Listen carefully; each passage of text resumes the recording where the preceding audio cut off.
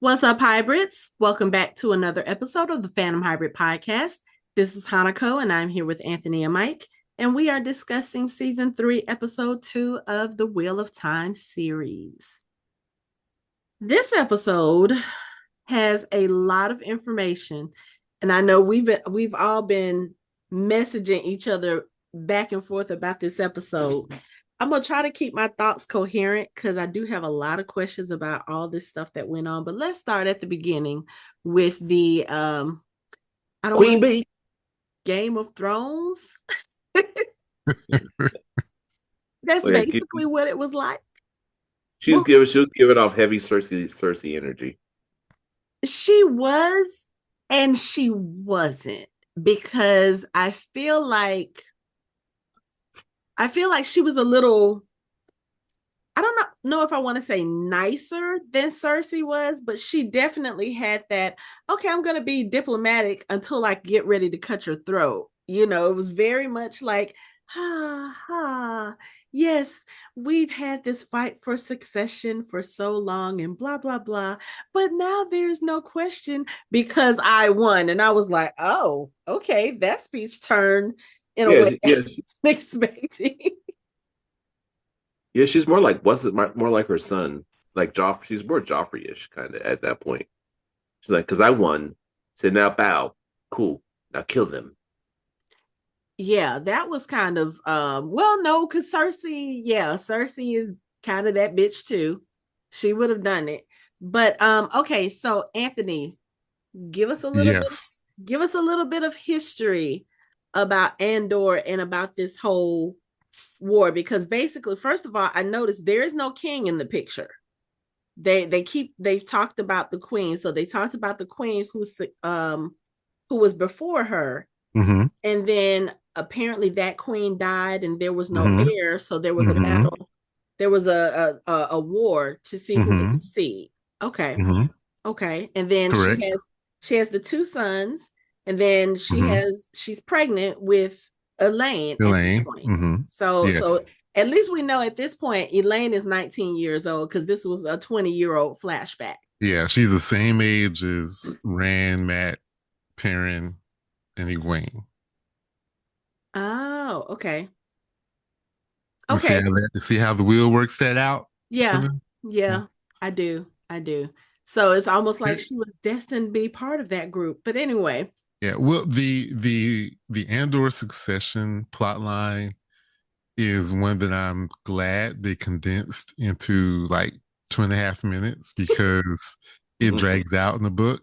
oh, okay. I mean, he takes the game of houses pretty seriously, Mm-hmm. and there's a lot of that.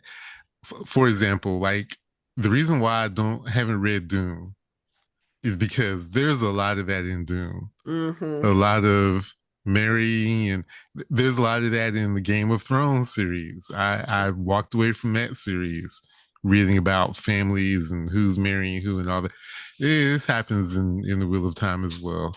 But but basically something happened, and there was no heir for when the queen died, and they kind of left a power vacuum. And um in the book there is a way. There was a battle for the secession, but not quite as bloody as they seem to make it out here. Okay. Mm-hmm. Because there are rules that they have to follow. Because the way these things work, there are rules that and oaths that people have to follow in order for all this stuff to work Right. properly. Uh-huh. Mm-hmm. So nothing was really violated, really, but there was a little question as to who should be the heir since there wasn't one. Okay. So there was a little skirmish Now between the houses. is that the same heir that Elayne mentions later on in the episode when she's having a conversation with her mother? Her mother mentions a daughter heir, and Elayne says to her, well, it's because this daughter heir disappeared that you even were able to okay. Okay. Mm-hmm. I was just wondering, trying to put the Yeah, little yeah. pieces The together. daughter, the actual daughter heir vanished Okay. and never returned, Okay. and so the queen died without an heir. Okay.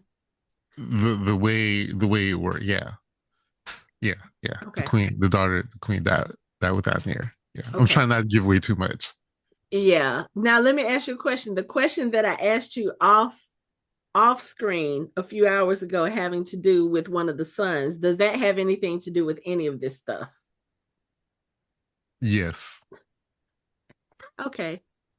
Should I go ahead and okay, you know what? No, let's go ahead and discuss this because I mean, if you really, really think about it, they've given you everything you need to know about that missing daughter heir. really, Yeah. Yeah. okay. Even up until this point, things should start being like, wait a second, some of this shit ain't a coincidence. Okay, I do. There are some things that happened in this episode that I was looking like, there's some weirdness going on. And this is even before we get into the meat and potatoes of the episode. Like this opening scene where we're seeing Queen Morghase's coronation. The first thing we see is, of course, her cradling her pregnant belly, and she has a serpent ring on her finger. And I was Mm-hmm. like, oh, wait, she's an Aes Sedai. So that would explain why Elayne is kind of familiar with the Aes Sedai and the Tower customs if her mom was an Aes Sedai. No, And she's been, I mean, she's been sending her there for summer camp for the last few years. every kingdom Mm-hmm. send every noble family, especially royal families, send their daughters to the tower, Mm-hmm. whether they can channel or not, to be trained. Okay. So she spent time at the tower. She can't channel, but she did spend time at the tower and trained and got the honorary serpent ring. Okay, that was the other question I was going to Because ask you remember about. when she said that they can have she told Elayne, you can have ceremony, you get your honorary serpent ring, you can come back. I was gonna ask about that because I was like, what the hell is an honorary serpent ring? So basically, what you're telling me right now is Queen Morgase cannot channel. No. So that does that mean she's still a true Aes Sedai, or is I she just just said she's not. I just said she's not an Aes okay? Sedai. Okay, I'm just asking Yeah. because Oh, my understanding of the series so far, because remember I'm not a book reader, mm-hmm. is that the women who get the ring are the ones who become Aes Sedai. So that's what I'm trying to clear up No, the for the nobles. for the other people who aren't Yeah. familiar. Well, so just like in when we were in Faldara, the king, I think that was the king's wife, His sister. his sister, Mm-hmm. she was very weak in the power, but Mm-hmm. she was given the serpent ring because they knew that she was going to be advising or be near him. Remember, they were very much like the Bene Gesserit in Dune. Yeah, They tried to be but she close. was able to channel. That's that. So that I guess that's Well, very little, but and I don't think she ever officially became an Aes Sedai, okay. but she may have. But you know, as long as you, because was she didn't wear any color of a particular Aja, so she may have never been raised I to think Aes Sedai. if I remember correctly, because that was what first season. First, If I remember correctly, I think she left because her brother needed her yeah, to help defend against the blight, yeah. So and she so I never don't was think she ever raised. finished. Yeah, she was never raised to the Okay, shawl, okay, as it's called, because in the book they walk around wearing shawls of the oh, color along with the clothes, but she was never raised to the shawl. okay, Um, so yeah, so this episode was kind of explaining one of the ways the Aes Sedai maintain some control. They will have an Aes Sedai as an advisor to whoever is in charge or ruler, or in this case, in Andor, when someone becomes a queen, she has done like Elayne, gone to the tower to be trained, okay, whether she can be trained or not, but they have to learn. Um, the Aes Sedai are some of the best at knowing how to play the game of houses. okay.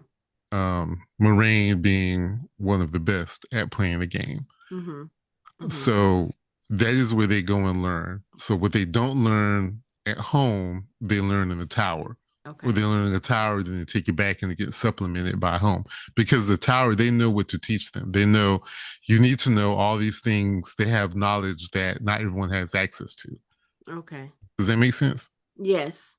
And actually, it helps because watching the show, it's like we know enough, I will say, about the Aes Sedai and their machinations, but we really haven't learned like what the whole process is for someone to become an Aes Sedai. That's something that has not been explained fully. We just kind of see it here and there in bits and pieces. So that's why her having the ring and all of the exchange that came afterwards, I was kind of curious about that because I'm like, Yeah. okay, so if she's an Aes Sedai, okay, and I guess this is also when Elayne is having the conversation with her later on, and she says something about I will be the first true Aes Sedai queen. I didn't understand what that meant because I was like, but her mom has the ring, isn't that so? It's That an explains. honorary ring to remind her of what she went through and Okay. how important the Aes Sedai are. Okay. So it's supposed to solidify her connection to the Aes Sedai. Okay, which is this alliance that Suwan keeps mentioning. Yes. Okay. Yeah. Technically, most of the kingdoms have an alliance with the Aes Sedai. Okay. Okay. But So apparently the one with Andor is really, really important because she's mentioned that a couple of times Yeah, now. if I remember the map, I think Tarvalon is in Andor, maybe. Okay. I'm not sure, but it's a very important alliance because I think Andor has probably the largest. Well, I was about to say the largest and most capable army, but the borderland kingdoms would be very upset with me if I said that Aha. because they're fighting Trollocs all the time. Okay. So it is a very important army. Okay. Okay. so we were talking, you guys talking about the daughter earlier, the missing daughter, missing queen, missing heir. Daughter Lot heir. of air. Mm-hmm. Yeah, is that Rand's mom? Again, you guys got to keep watching the show. Because you were saying you were saying that they've given us all the clues to figure these things out, like going along and deciphering and figuring out who's who and what's what. And I'm like, That it's sounds just like very sound reasoning, sir. He's not gonna tell us. I'm just trying as the person who is The the theory writer, prognosticator. the theory. I am the theory prognosticator, so I will be throwing shit out like this all the time. But I was thinking, like, okay, she see, there's red hair there, there's red hair there. Rand has red hair. His mom had red hair, so I just kind of draw lines everywhere.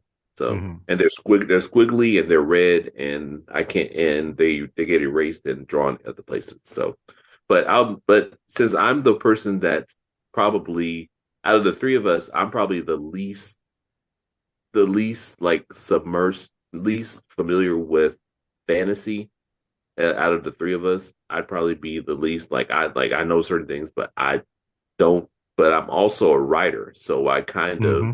I kind of try to put myself in like how would I write this? Like how would I connect it without connecting it, and like blatantly saying, okay, that's who that is. Mhm. Like yeah, you got to figure out ways to like figuring out context clues. Because I actually aced that part of SAT, but that's not the point. So it's like you kind of have to draw lines from here to here. So that's why I was like, huh. Now I'm starting to think more and more about other things too. Now, like, what the Mm-hmm. fuck? So If you, okay, I cool. mean, it would make sense considering Rand needs to have some level of authority with the people in this part of the world. Mm-hmm. You know, I'm just Yeah. saying, You just gonna like leave that hanging right there? I thought you thought you were gonna keep talking like, yeah, like this part of the world, like, I know we're sitting here like now, think about. I mean, Mike is onto something really, really good because writers do things intentionally and they don't try to make it difficult for readers. But even like you're familiar with Lord of the Rings, right? mm-hmm. Yeah, Aragorn is walking around basically right. the heir to the High King, Mm-hmm. yeah. several kingdoms. And he's just walking around willy nilly and pretending like he didn't know nothing. but he does know who he is. Mm-hmm. You know? Yeah. Got you. Okay. So I guess I'm gonna keep with this train of thought real quick because I'm gonna move ahead into the episode a little bit because Queen Morghese goes to the tower because of course after everything that's happened, Elayne got kidnapped, taken to farm. She wants some answers about what has happened to her child and whether or not her child is there, whether she's safe. You know, I guess she had to come and see with her own two eyes. So when she comes there, she has her two sons with her. At least that's what I'm assuming, that they're two sons, because I noticed that when they introduced Galad, they just introduced him, Lord Galad of Andor. And then when they introduced Lord Gawain, they called him the prince. They called him like by a specific title. And I was wondering if that was because he was the oldest and that's why he has the title. But then as I'm watching the episode later on, and I'm trying to figure out who Galad is because Anthony and Mike claim they don't see it. But I was trying to figure out why I never said Jensen Ackles had a doppelganger in this show because he looks very similar to Jensen Ackles. He also is very similar to Scott Conn too. Well, yeah, they kind of are similar, but I'm talking about Jensen Ackles with the let's go with the Soldier Boy beard, not Dean Winchester.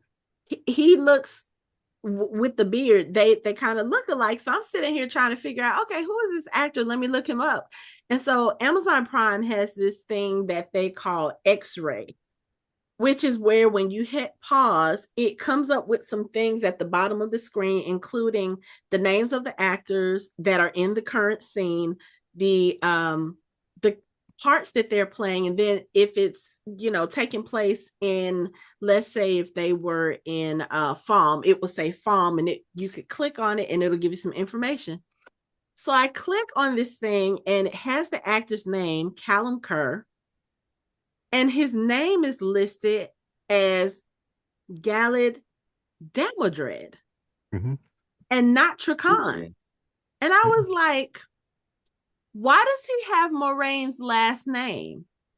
So Anthony, I'm going to ask you, why does he have Moiraine's last name and not the name Trakan like Elayne and her mother and her other brother? I'll answer this in a non-spoilery way. I was just about to say this is going to be spoilery, so if nobody wants spoilers, just kind of, you know, yeah. Yeah, I want the answer. In the show notes, she'll put a timestamp in there. I will. But I will answer it for you in a non-spoilery way. His father and Moiraine are cousins. Okay. Father's side, obviously. And Moiraine are cousins. Okay. So that means Moiraine is she's related to Elayne in some kind of way, right? Because I'm assuming that the queen is probably his stepmother and not his mother. Right. Okay. So he and see, this is it's okay. We're murkying up the waters a little bit. So he has his mother. Okay, so fuck it.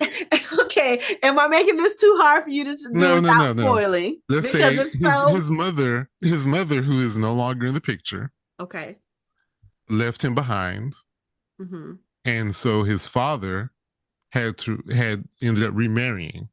He married Morghese. And he and Morghese had Elayne and Gawain, right?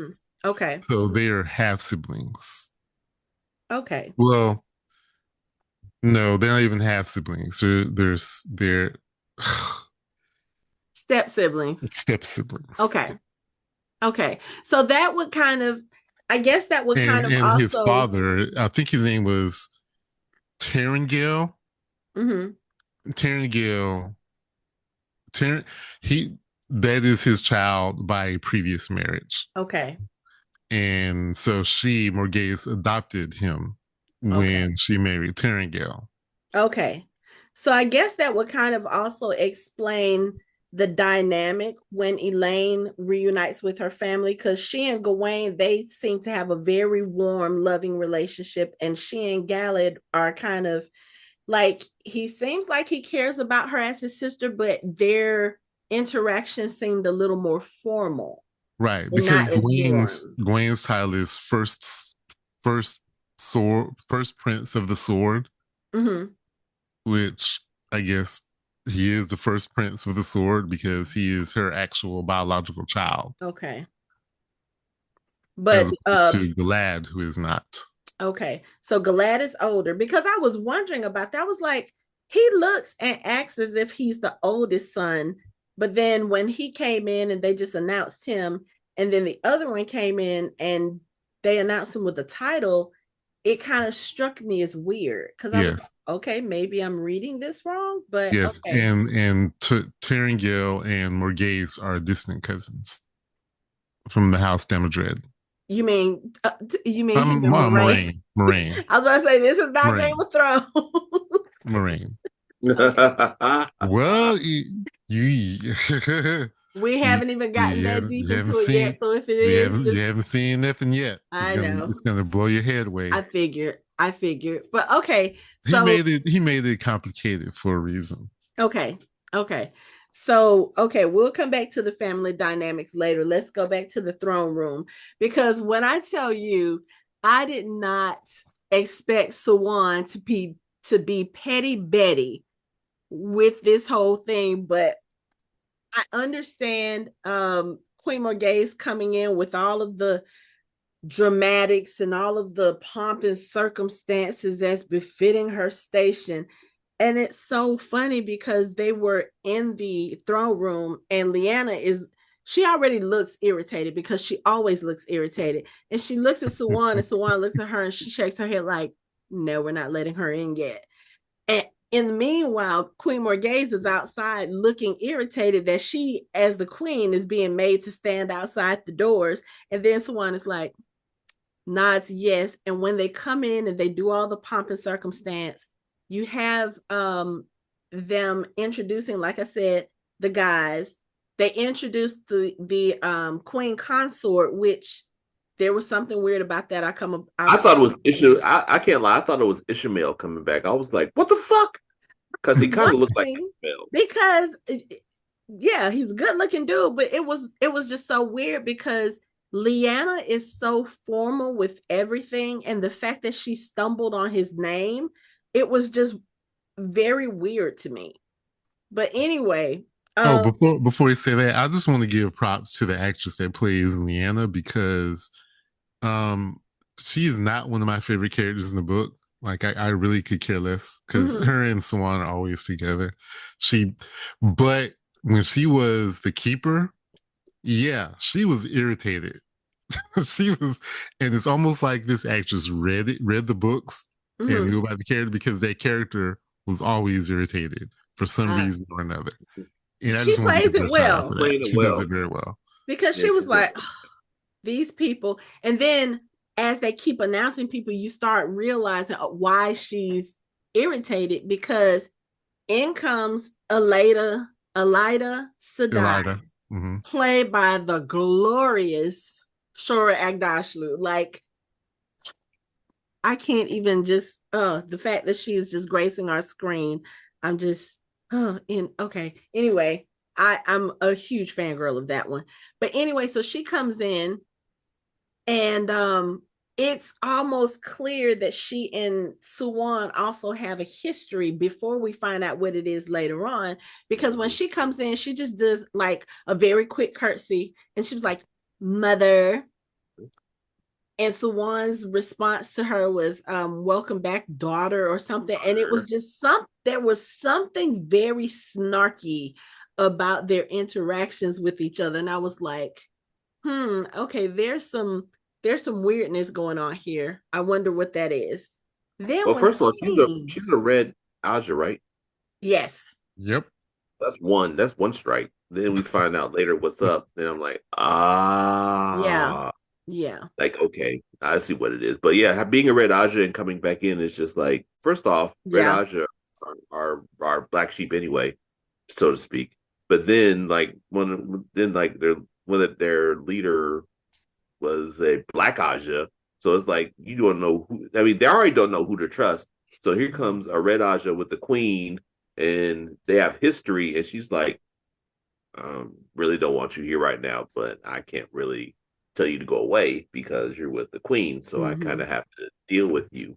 I kind of have to just swallow my pride and bite my tongue and just grit my teeth while you're in my fucking room. So Yeah. And it, ha. and when Queen Morgaze gets in there and Swan does the formality, she was like, so what do we owe this honor? And it's the little pause before honor. I was like, Swan is shading them so much in this one scene with the minimal of facial expressions, words, whatever. She is shading them so hard in this scene. And I was like, I need to know what this dynamic is. And the minute Queen Morgaze opens her mouth and starts going off, I was like, oh, wait, who is she talking to like that? Like I was feeling offended for Swan. Like, how dare you? And Swan had to tell her, daughter, excuse me, while you are in these halls and while you wear that ring, you will address me as befitting the Amelin seat. Then Morgaze says that, mother, you've never had a child, so you probably don't know the full meaning of the word. I was like, I'm looking at my screen like, who is this chick? And who gave her the audacity? And it impressed me. So one impressed me so much in this scene because she never lost her temper. Her facial expressions didn't really change. Like you could see, especially if you're a black person, you could read everything on her face. The subtlest of movement, eye placement, that little bitty, almost undetectable smirk on her face. Like we could read what she was thinking, but she kept her cool. She kept it professional. And she was like, okay, Leanna, show her family to their rooms and I will take her to meet Elayne, to see Elayne herself. And I was just like so impressed with her. But I guess Anthony, I don't know if the Aes Sedai falls within this game of houses or whatever, but whatever it is, Sawan plays it very well because I was expecting her to go off. I really was.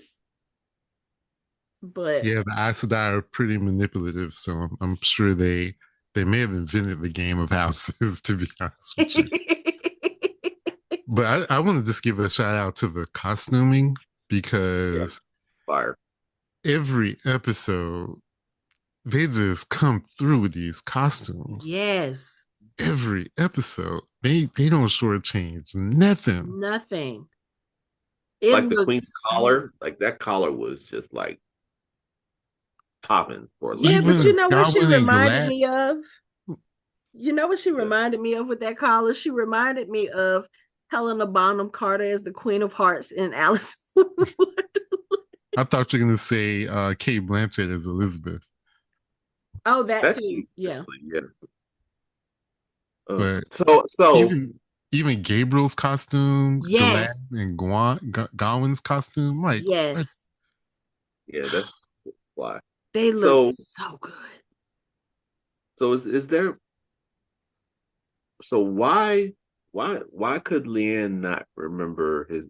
Could she not remember his name, or was she kind of shook to see him?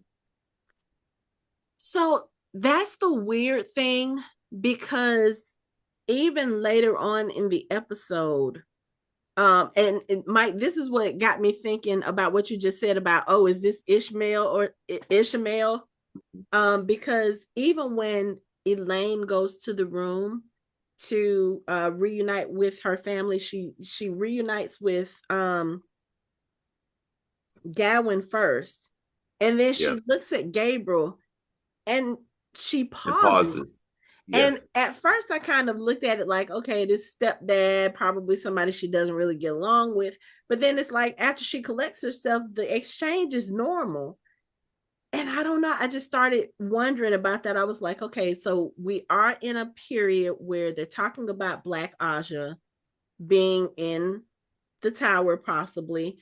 We do have a red Asha that just showed up and obviously has some issues with some of the other sisters, because when they announced her name, all of the other sisters, again, they start doing that gossiping thing, like, and looking at her weird. So I was like, is it something having to do with him? Like, is this another compulsion thing like they did with um oh, I can't think of what her name is. Shariam Sadai, like they did with Shariam Sadai. I was like, okay, because it's weird that it happened not once but twice. Where Yeah. it's kind of, so I'm like, I don't know. There's something.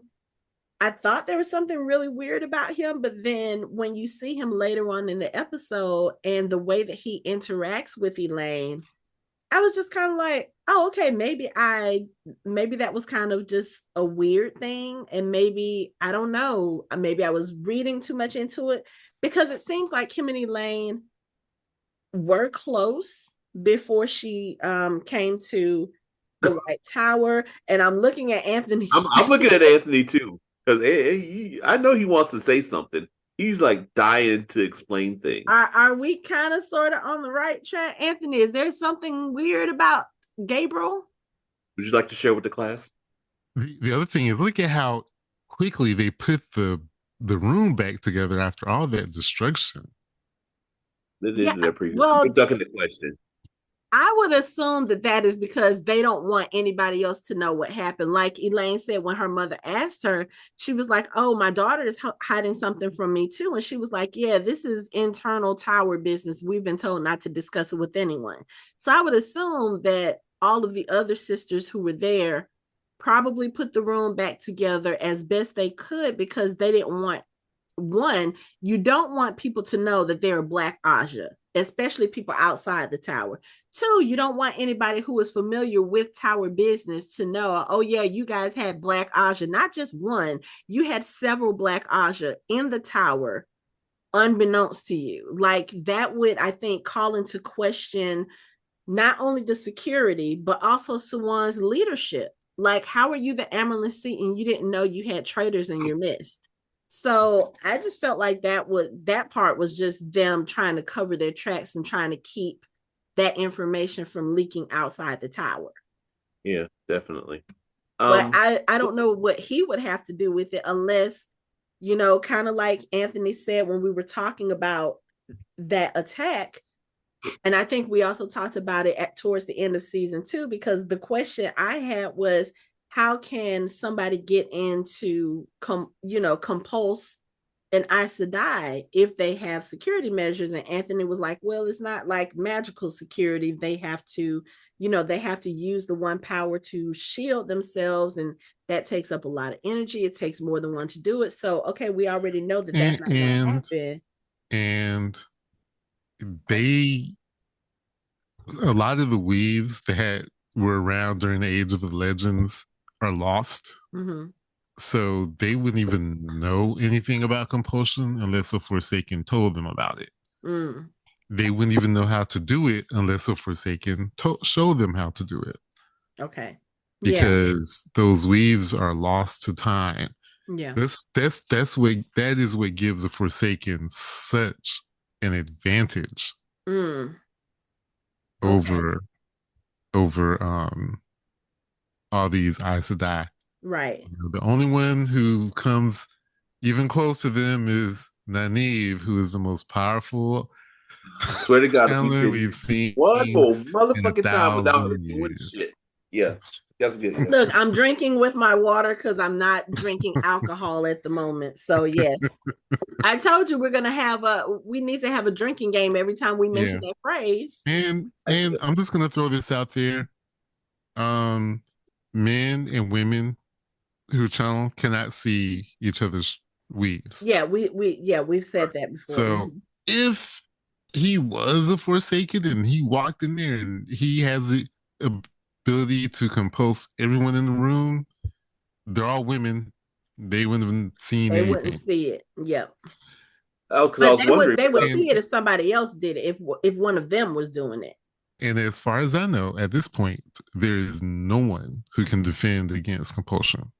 Mm, okay. There's Hey, no Anthony. occlumency classes to be taken for No, that. Okay. no, no, Hey, no. Okay. what is the prince consort's job? Like, is he like a concubine? Is he like? He's Is the he? husband, but he's not the king. He's not the king, I mean, but Okay. like Prince that's kind Philip. of similar. Yeah, Prince like Philip Prince. was the What's queen his name? consort. Like Camille, like Camilla? He didn't they Mm-hmm. make her queen? No. No, Didn't they? Didn't. Okay, so yeah, she's a consort, king consort. Mm-hmm. king consort. He just hitting it. I guess. Okay. Yeah. Yeah. Philip for years was. They never made him king either, No. or she never made him And I king. don't know what the rules are about that, because one, it's not my monarchy, so I really don't care. It's just kind of like, okay, that's her husband, and that's what they call him. He's not the I, king. I Oh, think the okay. House of Lords has to approve it or something, but I think she has to petition, or I think the ruling monarch has to petition, if I'm not mistaken, the Okay. House of Lords, and they have to vote on it. Okay. Okay. And she probably never did that, because if he No, was made king, then he would be the one whose authority, like, was over hers, correct? Because we are in a I patriarchy driven I don't know world. how I don't know how I don't know how their work. I don't know how Okay. their monarchy worked. Okay. Okay. But okay, coming back to Wheel of Time. So is there a reason again why there are only queens of Andor? Because again, they meant when they mentioned Morgaze's predecessor, they mention a queen. There's never any mention of a king. They never mention anything as far as a king when Morgaze was um when she ascended the throne. I mean, she obviously had two kids there, and she was pregnant with a third, but there is no man by her side. There's no king, there's no queen consort at that time. So I don't know if maybe he had died in that war, or whatever the Yeah, case was. I don't know where Terran Gill is. That's a good Okay. question. Okay. So, Um, and then of course she well, has if you two know, sons, but Elayne is the daughter heir, and they yeah, only ever talk of the daughter heir. So is this one of those? And I know that Wheel of Time is a very woman driven matriarchal. narrative. A lot of So there's a lot of he Robert Jordan wrote a lot of a lot of matriarchal societies okay. and So matriarchal driven storylines and okay. stuff. So Yeah, is that the and same with Andor's, and why there's daughter heirs and not yeah, yeah, okay. and if you notice, the sigil is a lioness. It's not a lion. Mm-hmm. Mm-hmm. And if you notice, even in their safe house that they're Mm-hmm. in Tarvalon, um, that was the Andorian safe house. Because if you looked in the windows, all the windows had lionesses. And even on the Oh, outside, the I sign had a never. lioness. That's why um that's why Elaine was walking around in there just taking alcohol and all that kind of stuff. Because that was the Andorian safe house. Okay. Oh, okay. But yeah, so if you look at the Andorian flag, it's a lioness. And Okay. it's it's not like in England where depending on if it's a king or a queen, they change things. Mm-hmm. You know, well here, no, it's always a queen in Okay. Andor. But Okay. as far as I know, I think of the kingdoms, I think that might be the only one, if I'm not mistaken. Well, they were. Um, I think Tyr Mm, doesn't. I think Tyr has a council. I don't think they have a king or a queen. okay. There was a queen in Kyrian too, right? Or in that area, Yeah, because but they also have had kings too. okay, yeah, because I was going to say Barthanes, when he said he was going to marry the queen, he very specifically said, "I am going to become king, not Yeah, queen king consort." consort. Yeah, So, okay. yeah. So it's just different But rules for also the different. yeah, but that was a story for the TV show because in the book, it was a king in Carrion. Okay, so it's different for all the different kingdoms. So some of the kingdoms may have queens and only queens. Some of the kingdoms may have kings or both. And okay. Some don't. They just have council. You know, I think there's one kingdom that's based on their merchants, and they have the merchants are the ones that rule that country. So you get all different kinds. Okay. Now, do you think we will see all of those kingdoms in the course of the show? No, No. they Okay. don't have time. Okay. Okay. All right. So let's move on a little bit. So Queen Morghese, when she does finally see Elayne, her whole purpose is one, she's trying to find out what's going on in the tower. And two, she's told Elayne that she has come to bring her home. So basically, yeah, you're going to get your honorary ring.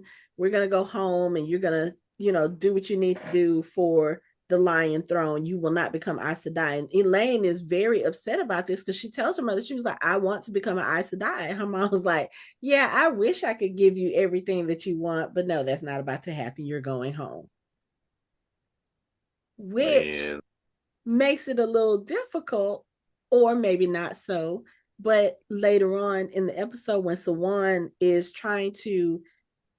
she's trying to find the Black Aja, and she ends up enlisting Elayne and Nynaeve to help her because she says that she can't trust anybody else, even Varen, even Lyanna. And I was like, if you can't trust the people who literally saved you from the Black Aja or who had damage done to them while defending against the Black Aja, you just throw the whole Aes Sedai away. Just throw them away if you can't trust them, because what's the point? Right.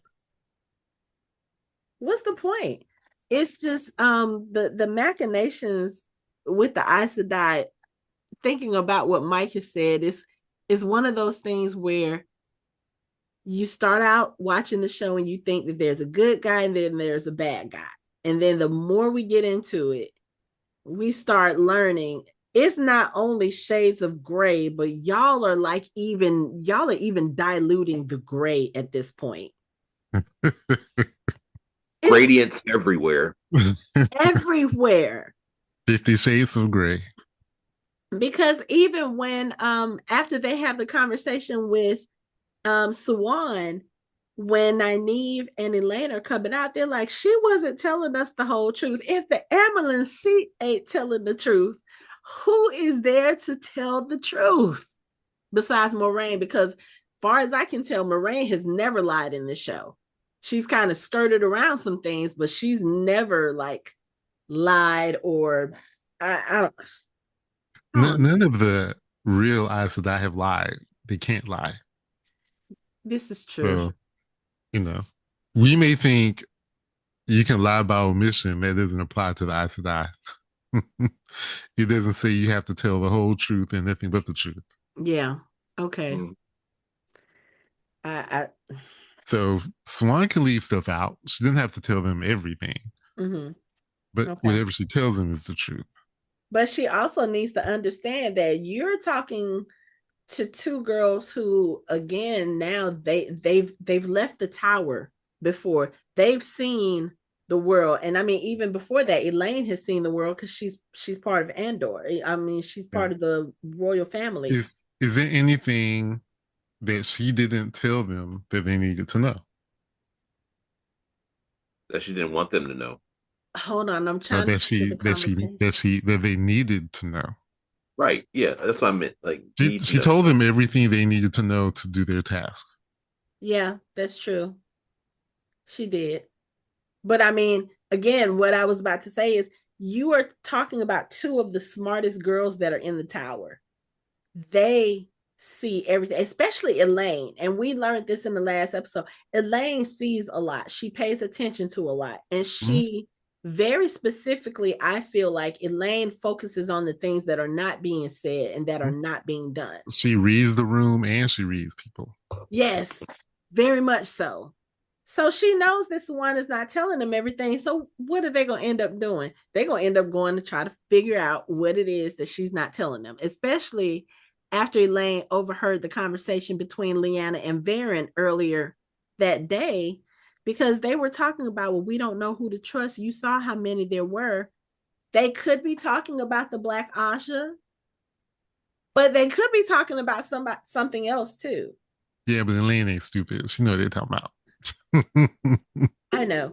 But it's just like when they were having the conversation about Elida Sedai, Lyanna, Perrin, and Siuan, when they were having that conversation and they were talking about Elida is going to cause trouble, and Siuan's like, no, she's only going to be here for a few days. I don't think that's going to be the problem.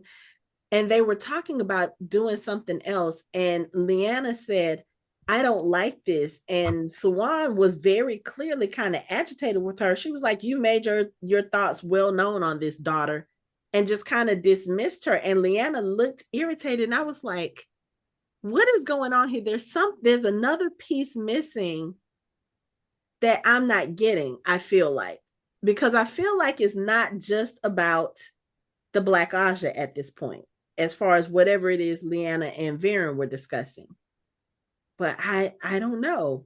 It's like, I want to take it at face value and say, okay, they're talking about the Black Aja, but there's been so much subtext and this and that and the other with this show that is like, I don't know. I want to trust them, but I just don't know if I do. And I'm so confused. But one thing that seems to be in agreement with everyone is that nobody seems to like Elida Sedai. And then all of this stuff about popularity and about, support and, oh, well, this person has a lot of support and we remember what happened last time. So apparently she was the one that was up against Siuan for the Amyrlin seat. And of course, Siuan won.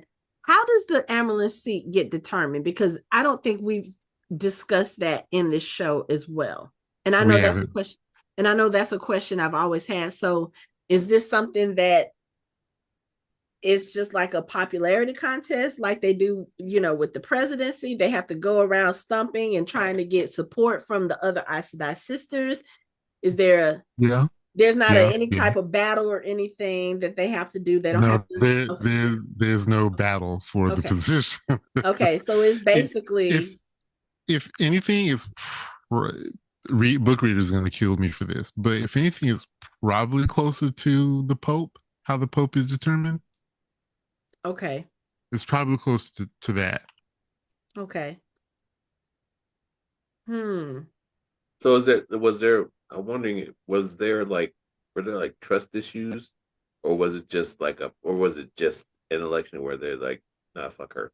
Well, I mean, you said it yourself. She garnered more support in the background and Elida wasn't very well liked. Yeah, that's what I was about to say. Mike, you said it yourself. One, she's Red Aja, and it seems like nobody really likes them. And then two, even again, the way that Elida walked into the throne room when she first got introduced, and the way that she's been kind of walking around the tower just in this episode alone. Yeah, I can see how a lot of the people wouldn't like her, because I don't want to say she operates sneaky, but she does seem like she has ulterior motives. So yeah, I could kind of see where I don't know, where she might not be popular as opposed to Siuan. Yeah. But okay. I'm trying to think. I know we have other things to talk about with this episode, so we're gonna leave the tower for a little bit. Let's go to let's see. What do we want to do? Do we want to go to Rand and them, or do we want to go to Perrin and them? Let's talk about my dog, because I'm worried about Loyal. Dog. I told you he's gonna say that every chance he gets. Until it doesn't matter. But for real, I'm worried about Loyal, because he doesn't look good at all. So can you explain the steading and longing as far as he goes? Like, do you know more about that? The steading is a place where the Ogier live. Okay. Um, Oh, it's a place. It's not like it's the act of doing something. It's an Yeah, actual place. no, I think they no, mentioned it in the it's first season when they yeah. first went through the ways. Okay. They're these locations. Um, and the Ogier are. I'm not going to give. This is not giving anything away, but the steadings, because they talked about this, I think in those shorts that were before the first season they came out. So the steadings are, think of them as like orchards in Okay. different areas where the Ogier live. The one power does not work there, doesn't exist there. So when men started going crazy, one of the places they found solace was in the steadings, and the Ogier let them stay there. And one of the things that the men did was help them build the ways to move from one steading to another, and to also move around. But the breaking of the world broke up continents and locations, so the steadings moved, and the Ogier got lost. And because they are physically and spiritually tied to the steadings, those who could not find the steadings, they started getting sick. It's like an extreme version of homesickness, is what the longing is. And if you stay away too long, the Ogier will die. So yeah, you are right to be concerned about him. If he's starting to feel homesick, first it's going to be he's going to start feeling physically sick. He's going to deteriorate. Eventually, he's going to die because he has to go back to a steading to kind of touch base. Okay. Cool. That's what I was thinking, but Yeah, I'm like, you can't kill my dude, man. I mean, they're not going to kill Loyal. We need Loyal. I'm saying we do. Like that's my dude, man. I'm sure my dog needs him too. And You talk about your dog. He came out. Oh, finally they showed, because I don't think we've seen Loyal use the threefold the trifold leaf to open and close the way gate, have we? right, yeah, yeah, Because if you remember, like a key, right? yeah, it's like a key. You're muted. Yeah, it's like a key that they use to. And the thing is, in the book, that's the only way to do it. You can't use the one power to open and close them.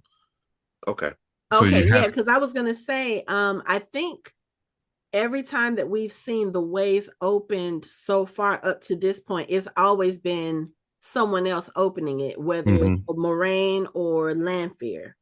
Yeah, and he even says, "Ah, the proper way to use a way gate."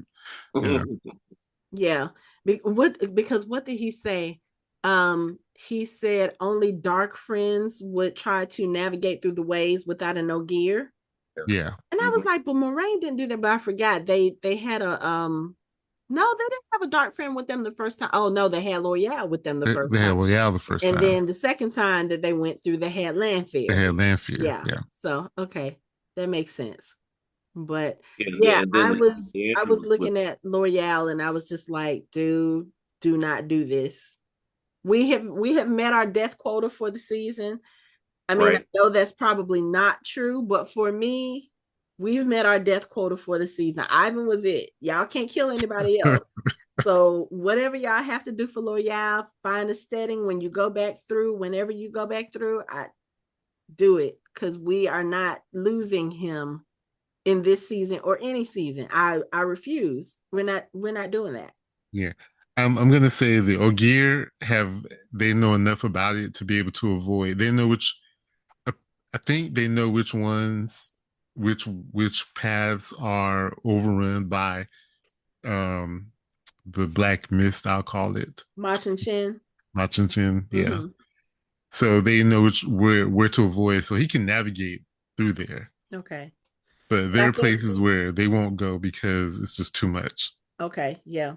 But he was saying that it would have taken them too long because I guess just like you're saying is where they go to recharge. It's not just the oh, we stepping into home. Oh, okay, I got a power boost. Let me go.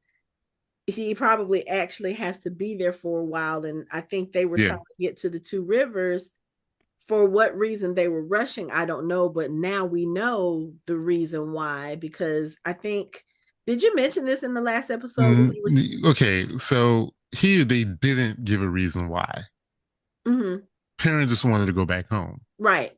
Which the problem with that is, even with Loyal, it's still a dangerous way to go. So if you're not in the rush to get back, you can take the long way without putting yourselves at risk. So I think this was just one of those scenes where the writers was like, "Fuck it, we'll just make it work." Okay. Because if they had have given us the reason from the book, then it would make sense as to why he was away. Because in the book, he had heard that the White Cloaks were looking for a man with yellow eyes in the two rivers, and he knew that was him, so he wanted to rush back. Okay. And also, well, actually, what they heard was Two Rivers was in trouble. The White Cloaks were there. Matt was busy. Rand was busy. He was the only one who wasn't. So he was the one who had to go back. Okay.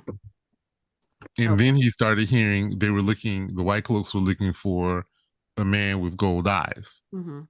And, when he got there, this is probably why they left out. When he got there, his family was dead.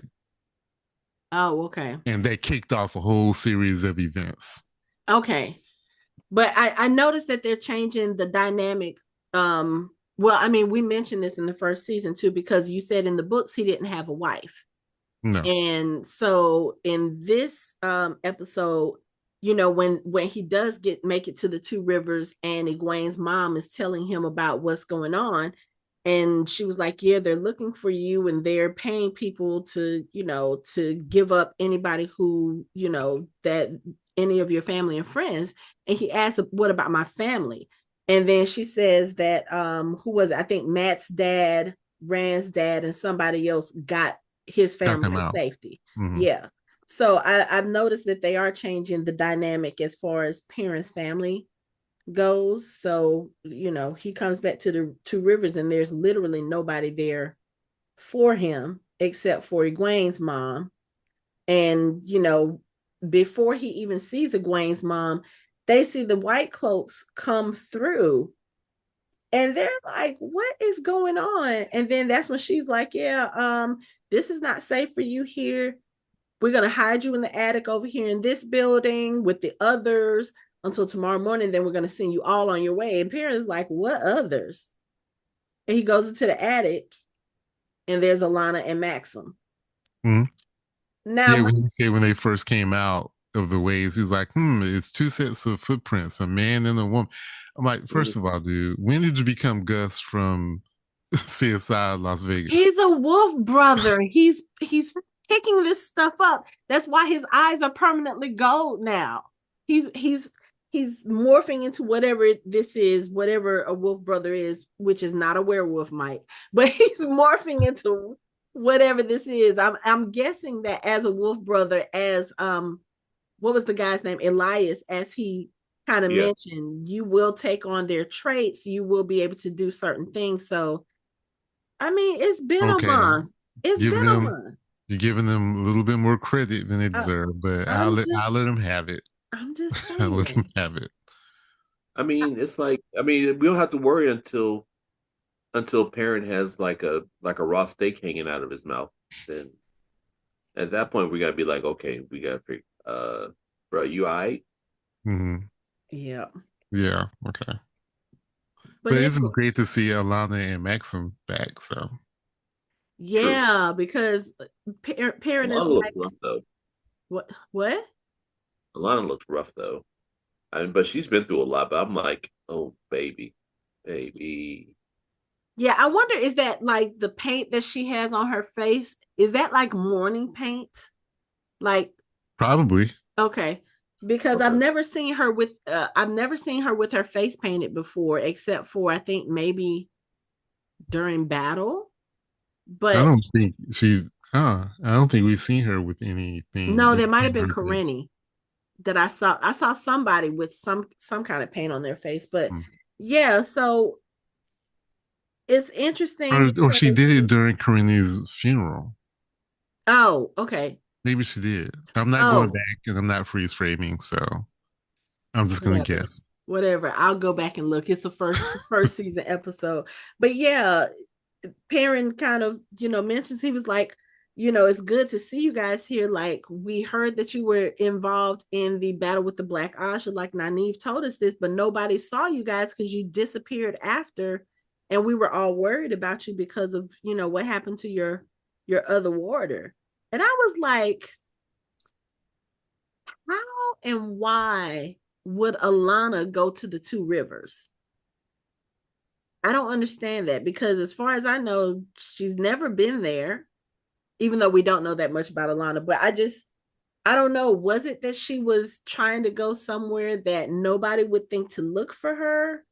Or maybe she was following a lead for something. Maybe she was looking for Perrin. I don't know. But it's like, why would she be in the Two Rivers? I don't know. It could be related to Loyal when he said, this is the location of Menethrin, the great city of Menethrin. When he Mm. and then Perrin was like, yeah, that was a long time ago. Yeah, like we're farmers and shepherds now. We're And farmers and servers now. I like that she had looked at him and she said, if you say so. I mean, I've seen you dance the spear with the spears, but okay, if you say you're a If you say farmer, so. Yeah. because she was basically saying, no, you're a warrior.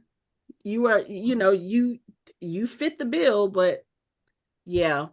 But yeah, that was just kind of weird because I was like, why would she end up there? Because Two Rivers is kind of about as half a world away from Tarvalon as Falm is, right? Mm-hmm. It is. So and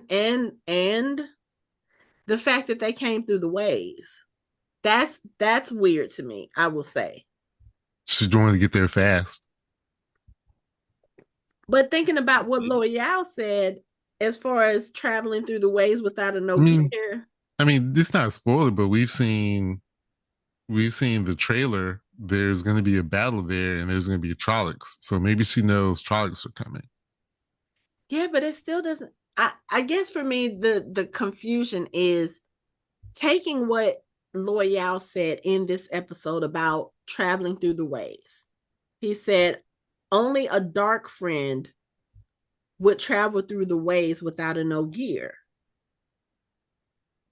So did Alana and Maxim come through the ways without a no gear? And if they did, does that mean that one of them is a dark friend?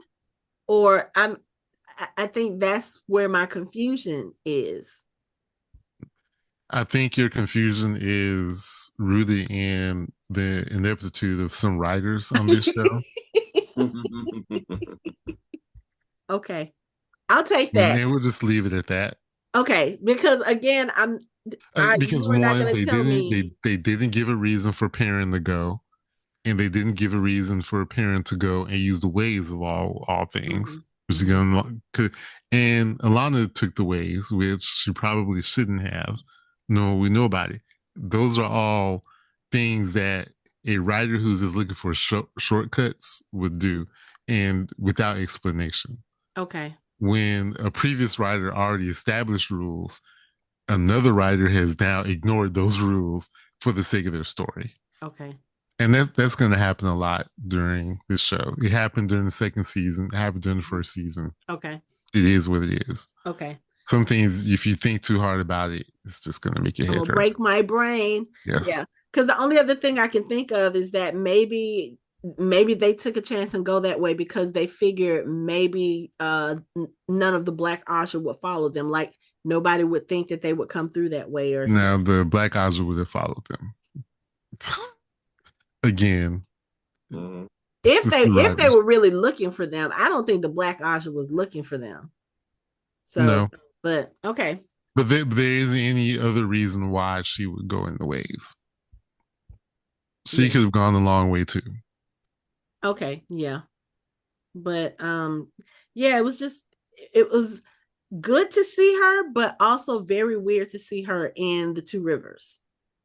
That was just strange. And the way everybody was looking at Perrin, it's almost like I was like, why do y'all act like y'all don't know who he is? But then when Egwene's mom said, I almost didn't recognize you with that beard. I was like, oh, wait, he didn't really have a beard when we first met him. No, he was thinner too and had shorter hair, and less hair. Yeah. It wasn't Yes. glorious.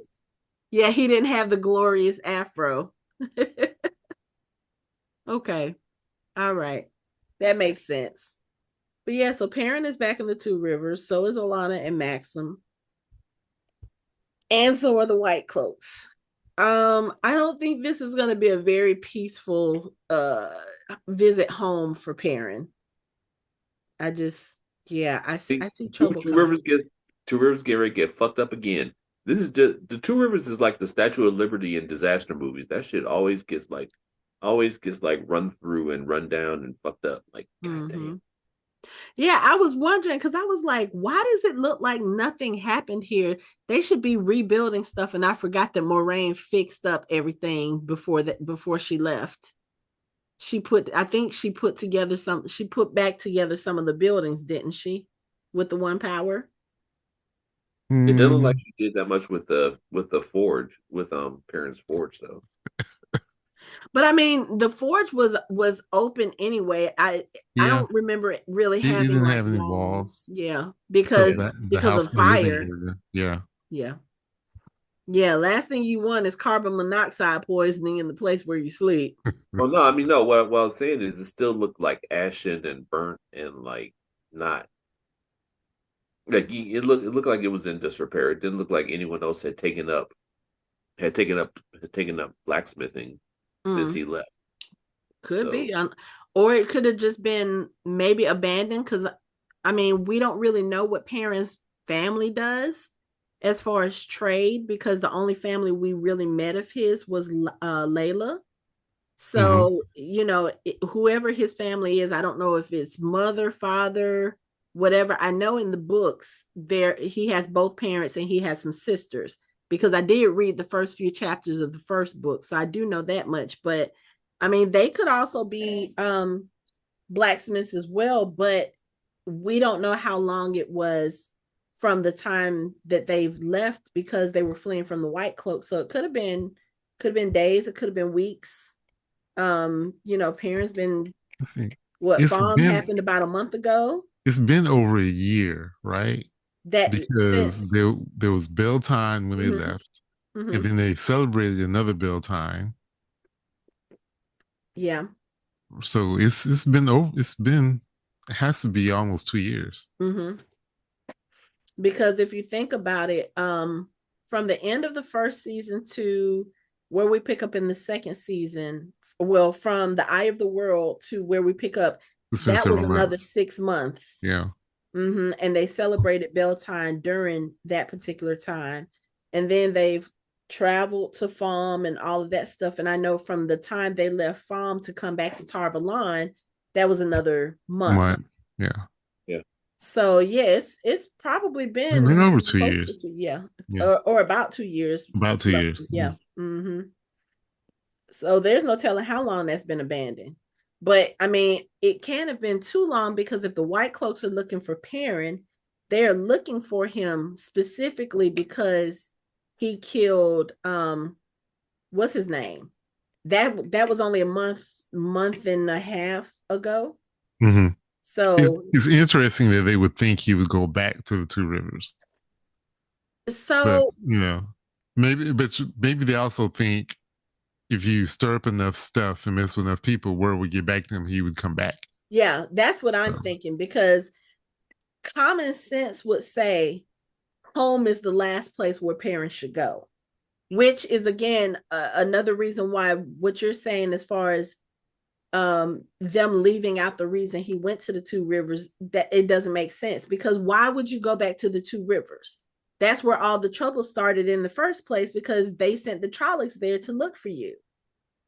So if you've been involved with all this stuff in Farm, you were literally on top of the tower with the Dragon Reborn. You basically have made yourself an ally of the Dragon Reborn and an enemy of anybody who is against him, probably including the White Cloaks. And then on top of that, you killed the leader of the White Cloaks. So you killed the general of the White Cloaks. So it wouldn't make sense for him to go back home unless, like you said, they went to the Two Rivers. They started messing with his family, hoping to lure him home. That would have made sense if they did that. But him showing up and then all of a sudden finding out that he's a wanted man and that his family have been moved to safety, that really doesn't make a lot of sense. But I mean, I like it that he does still have a friend there. Egwene's mom is trying to help them out. And she's like, yeah, you guys got to go. And Perrin's like, I'm not going anywhere. If they're doing all of this because of me, I'm just going to turn myself in. I'm looking at Perrin like, you really think anybody standing in that room right now is going to let you turn yourself in? No matter how noble the reason, you really think Jane and Chiad and Loyal and Alana and Maxim are going to be like, oh yeah, just walk down there and go to the White Close. Just turn yourself in. No, that's not how this works. But like you said in the trailer, we do see that there is some kind of battle against the Trollocs. So we already know, like I said, this is not going to be a peaceful homecoming for Perrin. We already see that. I mean, literally from jump. What I like about that meeting in the room, Bane is like, why don't y'all just fight him off? And Egwene's mom is like, with what, pitchforks? Like literally the whole stereotype that we see with these types of shows, when you get the townspeople to fight, they have pitchforks. So it's like, basically, yeah. But I mean, they're not once maidens of the spear. They will find any excuse to fight. To fight anybody. They're supposed to be, Aiel and non-violent or whatever. I don't know who said that, because I haven't seen a non-violent bone in any Aiel that we've met so far. All we always seen is violence. Right. Well, I don't know, because even Avienda, when Lan and Rand were practicing, and she's like, why would he even want to use a sword? Why? You can't hunt and catch food with a sword. Yeah. And I mean, but I think that whole thing just ties in with the fact that she's like, he's supposed to be Aiel. He needs to think more like us. Oh, and they don't fight, they dance. So it is nonviolent. It's a dance off, straight out of Guardians of the Galaxy. The only time I've seen her nonviolent is when she was with I was about to call her Evelyn again. Son of a, that's the drinking game we need to do. We need to do a drinking game every time I call Elayne Evelyn. Just but none of us, but we wouldn't get through it because we'd all be sloshed. No, we would. But that's the only time I've ever seen her reasonably tender is with Elayne, and reasonably tender. And you're assuming that we didn't see what we didn't see what really happened. So yeah, that's true. We didn't see but yeah. But Elayne has surprised me before, so I wouldn't be surprised if it's like, I know. But since you mentioned Avienda, let's go to that part of the world. Because Mike sent a message and he was like, oh, I'm sure Anthony is loving this part of the episode because we're walking and we're walking and we're walking. Well, it isn't. Yes, I have issues with walking in the wilderness and time travel. But here it was very little, and they were kind of in and out. We got some exposition and then we were out. So I'm cool with that. And we had some gorgeous landscaping too. So right, and we finally get Lan teaching Rand how to use a sword. Finally. Yeah. Finally. Yeah, because I know you've been kind of waiting on that. I was just so happy. Yeah. So yeah, they can do all the walking they want as long as they stop and train and show me. Them good. Like a mountainous version of Dune for a second when they were walking to Aiel. I was like, okay, I see desert, I see mountains, I see desert, I see bushes, I see mountains. I'm like, this is Dune again. Like, Yeah, the locations for the walking, because even with Perrin and the maidens and Loyal, they showed them walking towards the two rivers, and you see the mountains and all the trees. And of course, Chiad complains about the trees. She was like, yeah, it's clean up here. It smells good, but there's still too much water. There's still too many trees, but I like it. And then you yeah, see, see that the was like blue Lord of the Rings, water. though. Huh? That was like a Lord of the Rings walk. It's like a Lord of the Rings walk and a Dune walk in one episode. Yeah. But Yeah. yeah, I did enjoy seeing Lan and Rand. You know, The important thing about this is Land pretty much becomes sort of a father figure to Rand. mm-hmm, And even when Moiraine asks him why you're training with him, is because Land listens. mm-hmm, The thing I haven't talked about is in the book, Land shows no emotion. He's very stoic. He's very poker face, blank face. as You opposed to the way he is on the no no show. no no no no no. Okay. No, no, no. On the show, you get tender moments with him, especially with him and Nynaeve. mm-hmm, No, in the book, he's always described as stone-faced, stoic Land. Um, if people want to go and listen to a really good panel we did on the Aiel at DragonCon, it's on our page. It's a really good panel about the Aiel, and I talk about Land being, being a father figure to Rand, but not being a very good one because he lacks the emotional depth that Rand needs. Um, at this time in Rand's life, he needs someone to kind of help guide him. So they've kind of given Land, and I can see they've written him in a way where he could be that for Rand right now. mm-hmm. But the Land in the book was not that. He had too much trauma that he hadn't dealt with himself, and Okay. he wasn't emotionally available for Rand. Mm. Even though Rand tried to teach Rand, but he didn't have the capacity to do that for Rand. Okay. We're gonna get a character later that is going to be that for him. Okay. Hopefully, he will be that for him. Okay. Land is just not the person, but I do like this version of Land because, again, they're trying to give these characters who in the book are one note. Mm-hmm. They're trying to give them some depth, Yeah. and they've given Land a little bit of depth. They've given him enough to be able to talk to and help Rand out. Mm-hmm. And you see Rand's like, yeah, he listens to me. I can talk to him, Mm-hmm. and he needs that. Yeah. But on the flip side of all of that, you have the women, Moiraine, Egwene, and Avienda, who are, I don't want to necessarily say they're at odds, but like you said, Avienda she's already just irritated with the whole thing. And, she has the conversation with Moiraine and Egwene when she talks about their prophecy. And she was like, look, I have to do this because this is what my mission is. And nobody said I had to like it, which, okay, yeah, that kind of makes sense, especially if you listen to what she says about the prophecies, because Moiraine and Egwene are having a conversation.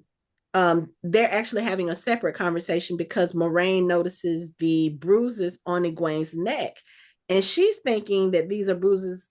She was like, the bruises from the Forsaken attack, I've already healed them, but here they are again, fresh. And she asked Egwene if Rand is doing it. I was like, hold up. I understand Moiraine thinking that, okay, if Rand is channeling, he's becoming more dangerous and, he could possibly be losing control. And that's why that was there. But on the other hand, for her to think that Egwene, who just got out of a very abusive, quote unquote, relationship, for lack of better words, with what she went through with the Shan Chan, to think that Egwene would just sit there and let Rand, of all people, hurt her and bruise her and just be quiet about it, I don't see that happening at all. But Yeah, but she's not going to tell Moiraine that if he was doing it because she knows how Moiraine will react. yeah, I get that. But, I think if that was the case, then she would do a better job of trying to hide whatever, bruises she has. But anyway, so while they're having that conversation, Avienda comes over with their dinner, and that's when she makes the comment, why are they training with swords? Why is he using a sword? He needs to be using a spear, blah, blah, blah, blah, blah. And she starts talking about the prophecy because Egwene is just kind of telling her, look, kind of lay off him. He's trying. And Avienda says to her, you wouldn't understand. You wetlanders, your prophecies are so clean. The dragon will either fix the wheel or break it. And Moiraine is like, Aiel prophecies aren't the same. And so she tells them what the prophecy is. It says, the Karakan shall spill out the blood of those who call themselves Aiel as water on sand and break them as dried twigs. Yet the remnant of a remnant the Karakan shall save, and they shall live. And she said the Karakan is creation and destruction wrapped in one. It's balanced. And I was sitting there listening, and I was like, that is so much more, not only poetic, but that is so much more detailed than the dragon shall fix the wheel or break the wheel. Like, she's literally telling them that the prophecy that we have about the Karakan, he is basically going to go to his people. He's going to hurt those people, and then at the same time save those people. It's like a double-edged sword. Well, hurt is a very strong word. Break them as dried twigs. Yes, that doesn't say hurt. Break. There's going to be pain involved, but not the kind of pain you're thinking. Okay. This just sounds like a bad R&B song. It's like, I hate you, but I love you. You're gonna break me down, but build me up. I was listening to that, and I was just like, here we go. Enigmas wrapped in mystery, topped with subterfuge. Subterfuge. Did you say centrifuge? I said centrifuge. I did. God damn it, I said it. I knew what you meant. I'm just like, okay, see, this is like those. This is one of the things in fantasy that gets me. It doesn't irritate me. It just makes me laugh. It's like when they give prophecies and they try to be all mysterious and like, and like, ooh, this is what it is. And they try to be poetic about it instead of just saying, what's going to happen? You're going to die. Okay, cool. It's like, you will soon be reunited with your ancestors. Like, God, what? Prophecies are never in fantasy. You guys know this. They never actually mean what they say. Yeah. And they can be interpreted all kinds of ways. Mm-hmm. Yeah. Lord have mercy. What do you think this is? The King James? They have the King James version of prophecies and stuff. And the new international version. The new international kids version. The cool thing that Robert Jordan did was he never wrote out the whole prophecies in the books anywhere. He gave you bits and pieces, which kind of helped drive the narrative because you don't get the whole thing. Right. And everybody has a different prophecy about the dragon. The Aiel have the Karkan and also He Who Comes with the Dawn. Then you have some other ones we haven't met yet. The Shan-Chan have one where it's called the Isinic Cycle, I think it's called. Where he's basically he has to bend the knee to the crystal throne, which is a weird thing because their prophecy basically says they want to do what the Aes Sedai want to do. They want to bind him and make him be a weapon. Well, they're all dead now, so it doesn't really matter. Right. What makes you think the Shan-Chan are all dead? Well, I mean, remember they were just supposed to come and prepare for the return. I like to Hello? think that they're all dead. No, they specifically said we're here to prepare the West for the return. They were But just they an advanced force. okay, but well, okay, because I was gonna say, weren't they all in Farm? What do you mean the advanced force was? But remember, they were supposed to be preparing the West for the return. The return of who? The I was rest of the thinking. Shan Chan. Oh, I was thinking. Oh, okay. I guess I need to go back and I'm look at that. sorry. Oh, I'm sorry. I thought maybe they didn't make it clear. yeah, because They I talked guess. about the Empress had to, they talked about all that stuff. So there's the entire Oh, Shan yeah, Chan yeah, yeah, Empire. yeah. You're right. They There's did. the entire Shan Chan Empire. So, okay, that's a question for another day because Yeah. as of right now, we are done with the Shan Chan. I don't want to go backwards.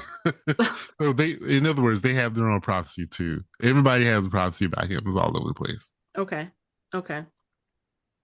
But okay, so continuing on this conversation and this beat with Rand and Egwene, we gotta talk about these dreams because um I know that Egwene was terrorized by Rena and all of that. Y'all did not have to show her spitting blood in Egwene's mouth. I did not need to see that ever on screen.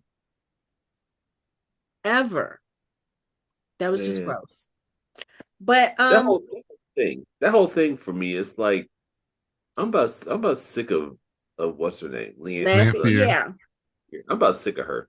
Like, I mean, she's over here flirting with like, oh, your cow. I'm like, bitch, hold up, Listen, hold the fuck up. Like, when we're not. she said that, I was like, Rand, if you don't leave, just If you don't wake your ass up right the fuck now, how you gonna call her a cow?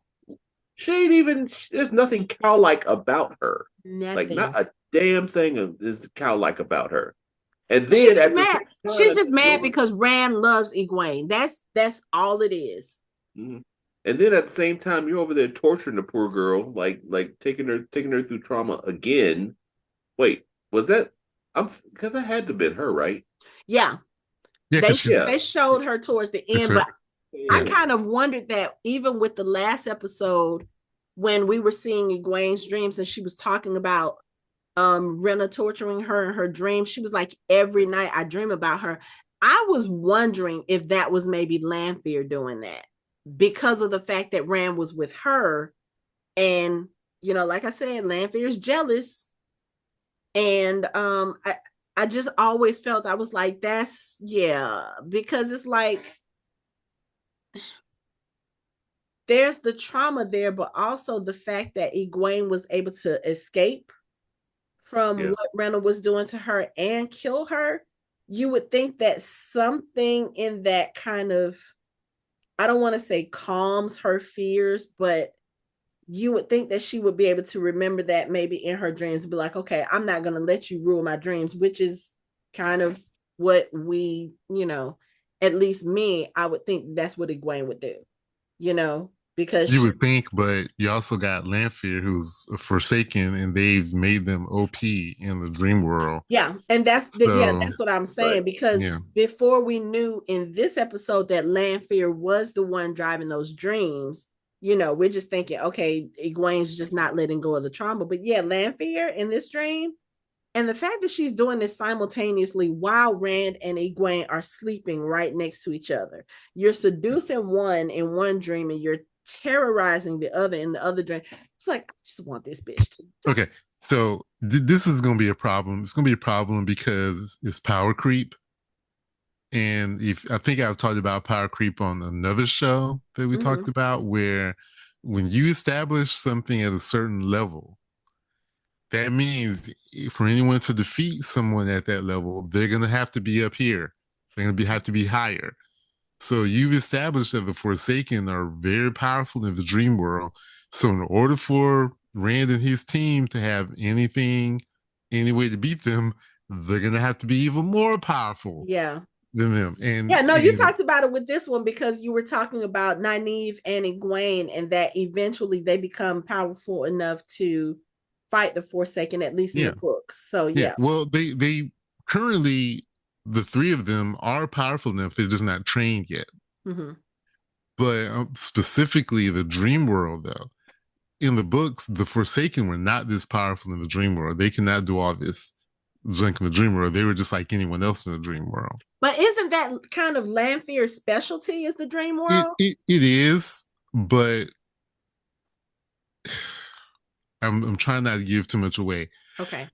There's some that are a little bit more adept, but what she's doing here in two different dreams, doing two different things at the same time. Oh, okay. I see what you're saying. No. Okay. That is a no. Okay. Because that does take a lot of concentration and right. It takes a lot of power. Right. And also what she did with the bubble of evil when she, in the last episode, the first episode, that too was also not something that they should be able to do at that level. Yeah, of course, one-on-one in telling around Riyadh, yeah, she probably has a slight advantage over someone who's not experienced. Mm-hmm. But the way she's doing it here, nah. Okay. So in order for our friends to be able to fight her at the level that they're demonstrating how strong she is, they're going to have to be even stronger in the dream world. Okay. Okay, so that leads to my question. Because once we realize that it is Lanfear in the dream torturing Egwene, and you know, the screen goes kind of back and forth between Egwene and Rand and what Lanfear is doing to both of them. As Rhaena, when she gets on top of Egwene that last time and she tries to choke her out, she's literally trying to kill her. And then Egwene kind of disappears and she ends up in, I'm guessing that's the Aiel Waste, because she says it's an Aiel woman that comes to her. And that Aiel woman looks at her and says, you shouldn't be here. Mm-hmm. And then she wakes up. So are there different levels to Teleron Riyadh, or is it just that she maybe got herself out of that situation that she was dreaming of and put herself into another part? I mean, I don't know if I'm explaining my question. I think I understand what you're asking. Technically there are no levels to Teleron Riyadh. Okay. Teleron Riyadh is a dreamscape. It's a dream world. Okay. But that's separate from your own dreams. Oh, okay. Okay. Okay. Think of Teleron Riyadh as the mall, and then your dream as your house. Okay. Everybody can go to the mall if they have the ability to, but not everybody can come to your house. Okay. Yeah, so she's a homer. Exactly. In more ways than one. Yes. Gotcha. Did you just call her a home wrecker? I did. Yes, he did. I'm proud of it. And he is not wrong. No, he definitely isn't, because I can see this is going to be a problem, because one, it's obvious Rand is not sharing this part of the dream with Egwene, because I don't even think he's told Egwene that there was somebody else while he was gone. Of course not. Why so would you know what this reminds me of? This reminds me of X-Men 97. Yes, it does. Yes, it does. Madeline Pryor, and I was like, this motherfucker. It because does. He almost kissed her. Like when she was like all on his neck, he almost leaned in to kiss her. And I was like, motherfucker, no. First of all, we don't know what Cyclops is doing with her before that point. True. Yeah, she looks like Egwene need to get Rand some coffee so he can stay awake, so he can't go over there and be tempted and shit. Yeah, he got Freddy Krueger on in his dreams. Yeah, mm-hmm. But she's not being Freddy Krueger in his dreams. She's being Freddy Krueger in his girlfriend's dreams, which is even worse. Like, talk about your stalkerish ex not being able to let go. That is the worst of the worst. And this isn't the first time that she's been doing this over and over and over again. So if she's visiting Egwene that many times, she's visiting Rand that many times too. And I guess at some point Rand can only hold her off for so long because he did love her before he found out what she was. And so it's kind of like his mind can be thinking one thing, oh, this is Lanfear, she's a Forsaken, because notice she kind of she was doing the whole little seduction thing up until he called her by her name. When he said Lanfear, she kind of stopped because she doesn't like it when he calls her Lanfear. She wants him to look at her as Selene. Like, oh yeah. No, she really wants him to look at her as Meryn. As who? Her because she had a relationship. The problem with Rand is he is Lews Therin reborn, and they had a relationship. Yeah, I get that. I We've think talked about that. part of him does love her, and he since he doesn't really have the information that he needs to have, he may not understand what those feelings really are. Does that make sense? Yeah, it does, but That they were in love in a previous life and had a relationship in a previous life, but he doesn't quite understand how that works. But I don't think that's what this he feel for is. her.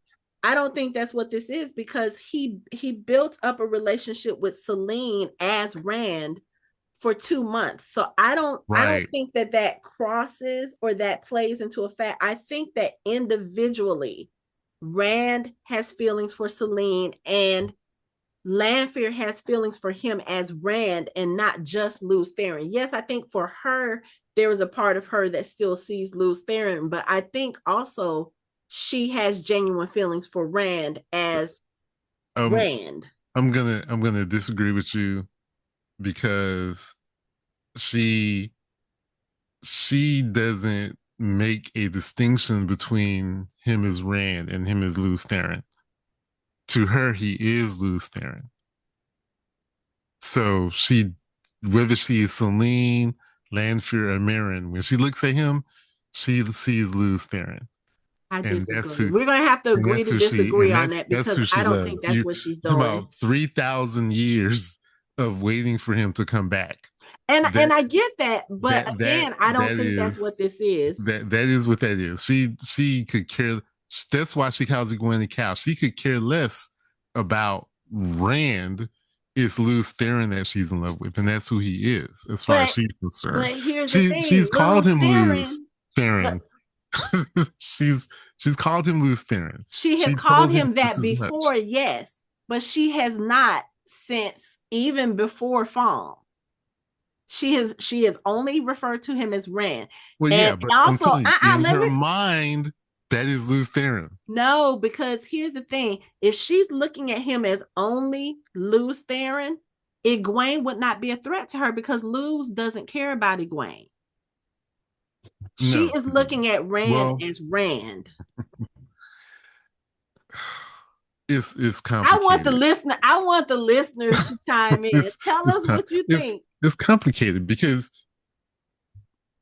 Egwene is a stand-in for the person that Lews Therin left her for in the first place.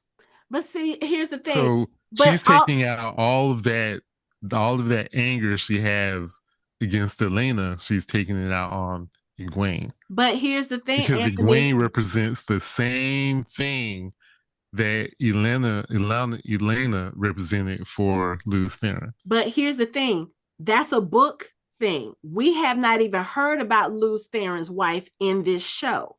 No, that hasn't been mentioned, so it wouldn't factor into the feelings and the emotions having to do with the show character. Because as far as we know, Lews Therin was never married. We've never heard any mention about his wife.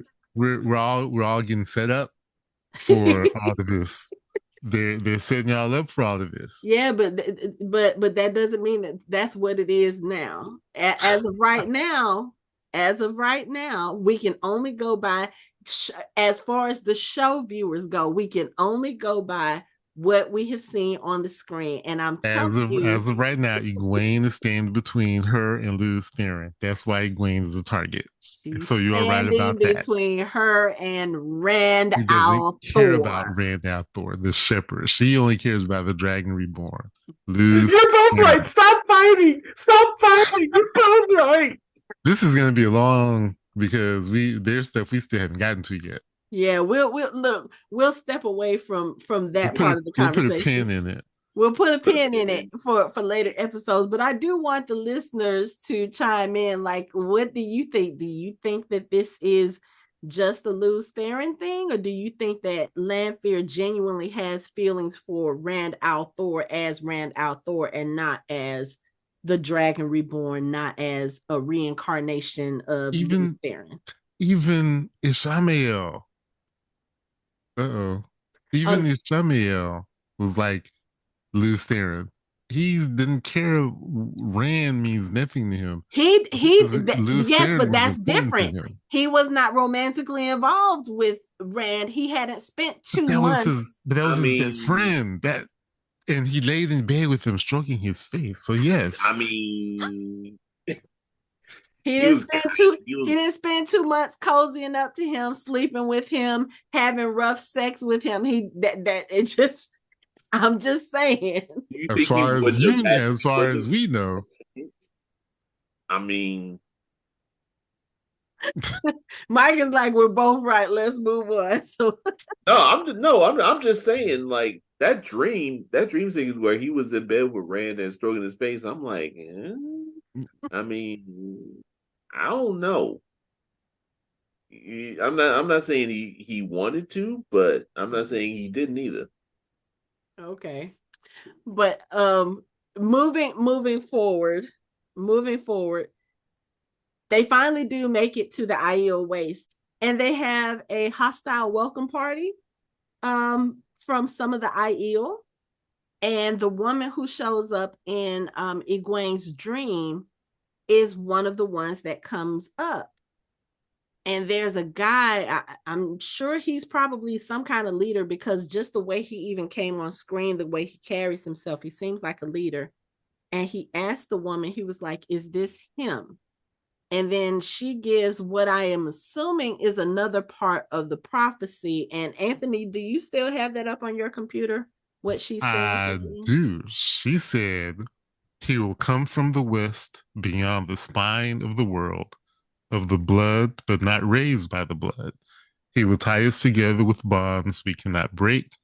He will take us back home, and he will destroy us. Yeah, that's not worrisome at all. Like, there's some of that I can understand based on what we've already seen. Like, obviously, he is of the blood, but not raised by the blood. Mm-hmm. He was born to an Aiel woman, but he wasn't raised as an Aiel. That part is very clear as day. The part about what did you say? He will take us home? He will tie us together with bonds we cannot break. Mm-hmm. Remember, they are very oath-driven people. Yes. Mm-hmm. He will take us back home, and he will destroy us. So I guess the part of the question I have is, if the Aiel Waste is not home for them, where is home? Because that seems very specific. Mm-hmm. You know, like you said, the whole thing about the bonds. Yes, I can understand that, because I think that ties into what Elayne said to him, as far as like, if you prove yourself to the Aiel, they will follow you to the ends of the earth. That sounds like an unbreakable bond to me. Mm-hmm. Sounds like a stalker. Okay. What'd you say? It sounds like a stalker, but okay, go ahead. No, that's Lanfear. But anyway. True. But Facts. Yeah, so it's kind of. That sounds like a good time. He gonna tie us together with bonds we cannot break. He gonna take us back home and destroy us. Here we go. Some people, that's a good time. Well, that goes back to kind of ties in to what Avienda said, as far as he will break us like twigs, and then he will, what did she say? He is creation and destruction. Like, ooh, okay. So what does that mean? Does that mean that I don't know, If kind of. if we if we assume that the Aiel Waste is not their home, Mm-hmm. and he takes them back home, then that's going to destroy them because their whole culture and way of life is built on being in the waste. Mm. And So they may if not be able to adapt. there, and that means he'll be able to save a remnant of a remnant because whatever is left will be the ones that could survive, Oh. Hmm. right? Okay. Because didn't Navienda say that too? Yes, she did. Yeah. Yet the remnant of a remnant, the Karkon shall save, and they shall live. And they shall live. Yep, she did. So those who can take the change will be able to survive. Yeah, if because what did she say? The Carcon shall spill out the blood of those who call themselves Aiel as water on sand. And it's like, yeah, okay. Because that to me kind of sounds like those who can adapt. And break them as dry twigs. Break their way of thinking. Mm, okay. That's a But, lot to put on a teenager. well, It's that's a a lot. lot to put on the entire culture. That Yeah, that's true. your culture has a prophecy that says their culture is going to be destroyed Mm-hmm. Yeah. if they And follow him. If they follow him, the culture will be destroyed. right. And I think that very much kind of explains Abienda's attitude because in her Attitude. mind, she knows that this means the destruction of her people, maybe, or of their way of life. But at the same time, it's going to lead to something better. It's kind of like, you can't make an omelet without breaking a few eggs. You have to break something in order to make it better. And even though that kind of seems harsh, sometimes it might be necessary, especially if, let's say, he goes to the Aiel Waste and the majority of them decide to follow him. There may be a few dissenters who are like, I don't give a fuck what the prophecy says. That's not my Carcon. I'm not Mm-hmm. following him. It's He's that. not, because you always have that few. So I don't know, but like I said, that's a lot to put on someone. And Mm-hmm. then it's just kind of interesting to see how Egwene is going to tie into this, because why would she be dreaming of an Aiel woman? And then this woman just appears in front of her like, oh, you are flesh and blood. You are for real. So now I have to wonder about that. Like, I know that Aes Sedai have lots of different abilities that they can do in addition to the channeling. Is something like, I guess for lack of a better word, because I don't know what the term is something like dream walking something that Aes Sedai people are able to do? Mm-hmm. I don't know. Oh, okay. Spoilers, anyone? No. Okay. So that lets me know I might be on the right track. Maybe, maybe not. Okay. Possibly, possibly not. So if that's the Probably, case, probably not. if that's the case, then could we Well, see a confrontation between her and Lanfear in the future? can Hmm. can I'll say this. Um, remember, Perrin is not a channeler, but Mm-hmm. he has clearly inherited an ability. Yeah. So Oh, maybe not all abilities are related to related to channeling. being okay, related to being Aes Sedai. Okay. Oh, Not just Aes okay. Sedai related to channeling. Yeah. Remember, the Aes Sedai don't have a monopoly on the Yeah. one power. Yeah. And then I just thought about it again. Where are Egwene and Perrin both from? The two rivers. The two rivers, Where what used to be where the two rivers are? the Netherine, Manetheren. Okay. probably one of the greatest kingdoms in history. Yeah. Okay. So now this got me thinking about things in a whole different way. Because if you really think about it, all of the Two Rivers people have shown some type of exceptional ability, you Oh, know. and being a Taveran is not related to channeling either. Mm-hmm. Okay. Because you can be Arthur Hawkwing was a Taveran, a powerful Taveran, and he Mm-hmm. was a channeler. Okay. Okay. So could have the other stuff could have more to do with their Manatharan blood than it being an Aes Sedai. So that could be something that Egwene has because of where she's from and not because she can channel. Yeah, Okay. yeah. There are some abilities that are not related to channeling. Okay. Okay.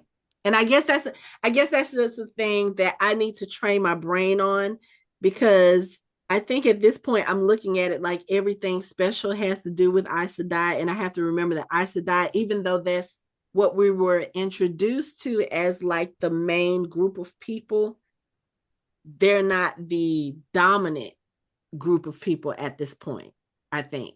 Oh no, they're fairly dominant. Yeah, but I mean, They just as don't. far as our people go, Yeah, our but people. just remember they don't have exclusive rights to channeling. Okay. Mm-hmm. Okay. They're other channelers and also there are other abilities out there. Okay. The ability to foretell is not necessarily a channeling ability. Yes. Okay. Men is not a channeler. Let's talk It has about an ability. men.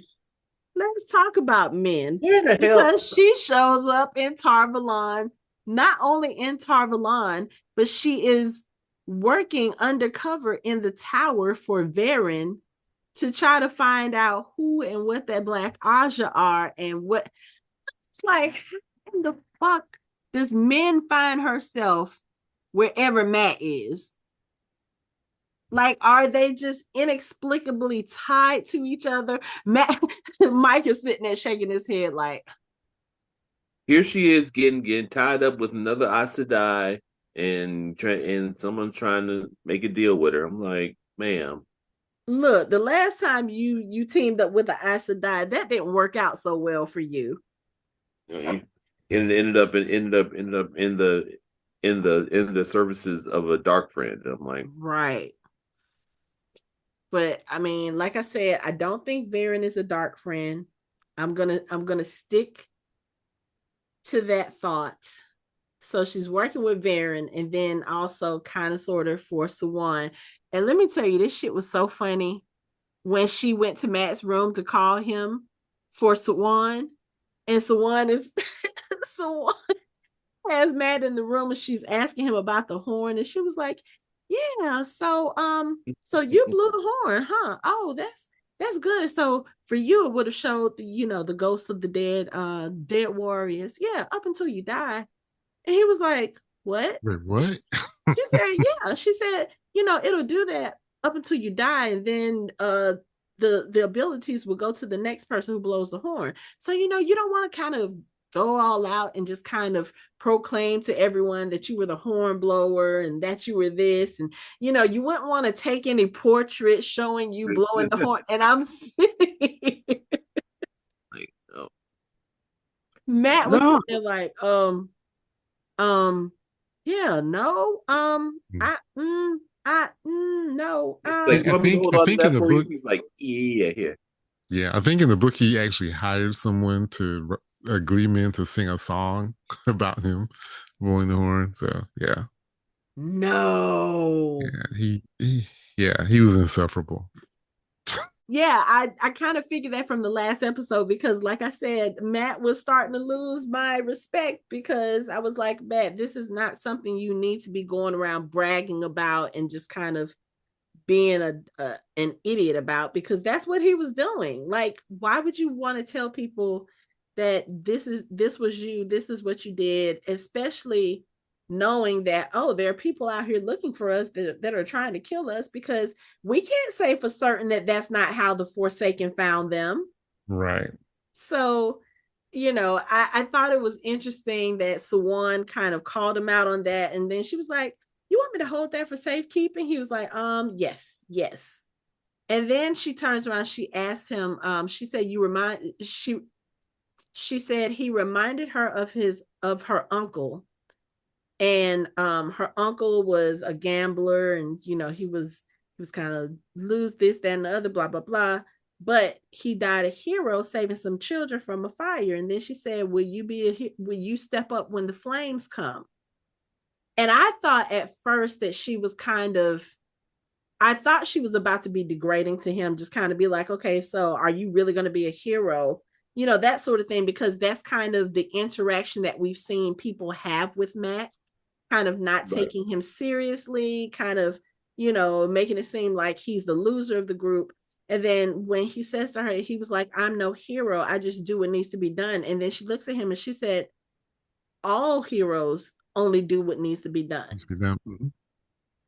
And then she says, you may go. And I like that she did that, because it's kind of like, even with all of this stuff, even with him being the hornblower, him knowing that he was one of the heroes of the horn, you still kind of see in that moment that Matt still has a little bit of self-doubt about who he is and what he does. And he's like, I'm no hero. And she's basically telling him in a way, yeah, you are a hero, because that's all heroes do. Like the heroes who go around proclaiming they are heroes, nobody cares about them. It's the ones who step up when nobody else is stepping up, or the ones who step up when they don't have to.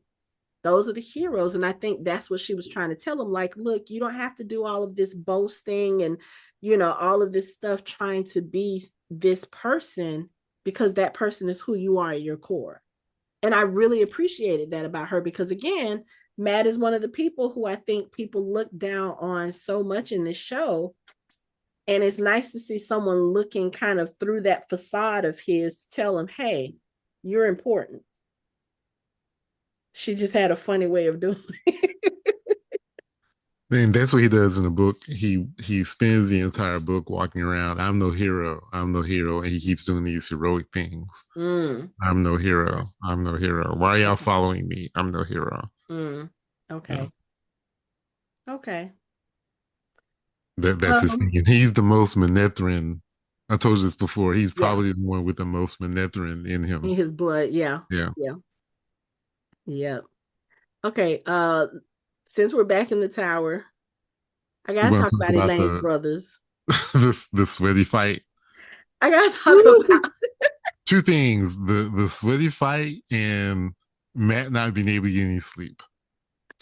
And all for the same reason. I think, okay, let's get that one out of the way really quickly. I think Michelle and I almost killed over in laughter when he goes, that is Gladden. That is Gwen. I was like, wow.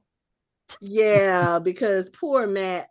Mike, first of all, who put him in rooms between those brothers, and why would they do that? You would think that all of the brothers would be with the rest of the family, but I guess maybe they were in some of the novices' rooms. But I was like, oh, they get down like that in the tower? Oh. All I know is Matt was probably doing pretty good for himself until they got there. The way that they came in with that scene with Matt, because Matt is sitting in the chair, he's got on the robe and it's kind of open, and the dialogue, and she's like this, and he was like, yeah, with both hands. I was like, what? Whoa, hey, yo. Like, what are y'all leaving us? I was like, are we getting X-rated on the Amazon Prime show? But it was just one of the girls trying to, I guess she was trying to blow the horn, blowing something. No, I think was he sketching her? No. Oh. It's not Jack and Rose. No, Mike. No. You have reached your quota of references for tonight. Hey, so look, y'all can do it. Y'all can make those kind of references in the show, but when I do it, I gotta get a oh no, I told Mike. Mike is okay about him sketching. Oh, okay. I was about to say, but Probably no, like when Aes Sedai. this is one of the things that Sawan was messing with him about. She was like, yeah, you wouldn't want to be using that as social as social capital with the novices, right? That you were the horn blower. And Maya was like, no. But that's exactly what he was doing when we see him in this scene. One of the novices, she's there and she's getting ready to blow the horn, and somebody knocks on the door, and it's one of her friends. And Matt is like, did you invite a friend? Matt's thinking that he's about to get lucky. And when she comes in, she's like, the Andorian princes are fighting in the wherever Courtyard. yeah, in the courtyard. So they run out. Matt runs out too, and he sees everybody watching these two shirtless brothers of Elayne's sword fighting in the courtyard. And then he sees Elayne and Nynaeve, and he walks over to them, and they're looking. He was like, Nynaeve, I thought you would have been I thought you would have been above this. And she said, I don't think anybody's above this. He's like, who are these tossers? And Elayne is like, my brothers. And Nynaeve makes the comment, yeah, entitled little bastards. No offense, Elayne. She said, no offense taken, especially coming from someone who's actually sleeping with the king or who's sleeping with the actual king. And But I'm sorry, Galad looks like Jensen Ackles. I'm gonna keep saying it until y'all see it. He looks like Jensen Ackles with an accent. Especially there was one stance that he was doing. Now, I will admit these brothers have some skills. And I almost feel like this was a tryout for them, because they mentioned earlier in the episode that Elayne would have been safe if they had been there starting their water training like they had wanted to when she came to be a novice. And so I was like, oh, okay, so that's a thing. So again, this is another one of those things that they don't really explain to us in the show. So Anthony, how do people become warders, or how do they get selected? Because I think the only one we've heard about is Moiraine, when she says she met Lan in, I think it was a tavern or something, and she knew he would be her warder. How does that process start? Like, is there a school that they go to where they so there's an application process, and of course you have to submit headshots, full torso headshots. Shirtless shirtless torso headshots, and there's a test, but the test is not that important as long as you look good. Seriously, how there's a casting couch. I mean, you can do what Moiraine did, and spontaneously you find a warrior who's like, oh my God, they're really good. You want to be my warder? Sometimes they'll say, oh, sure, I'll try it out. But they also have a school, quote unquote school, at the White Tower, because they have like barracks and all this stuff for the men, and they can go there.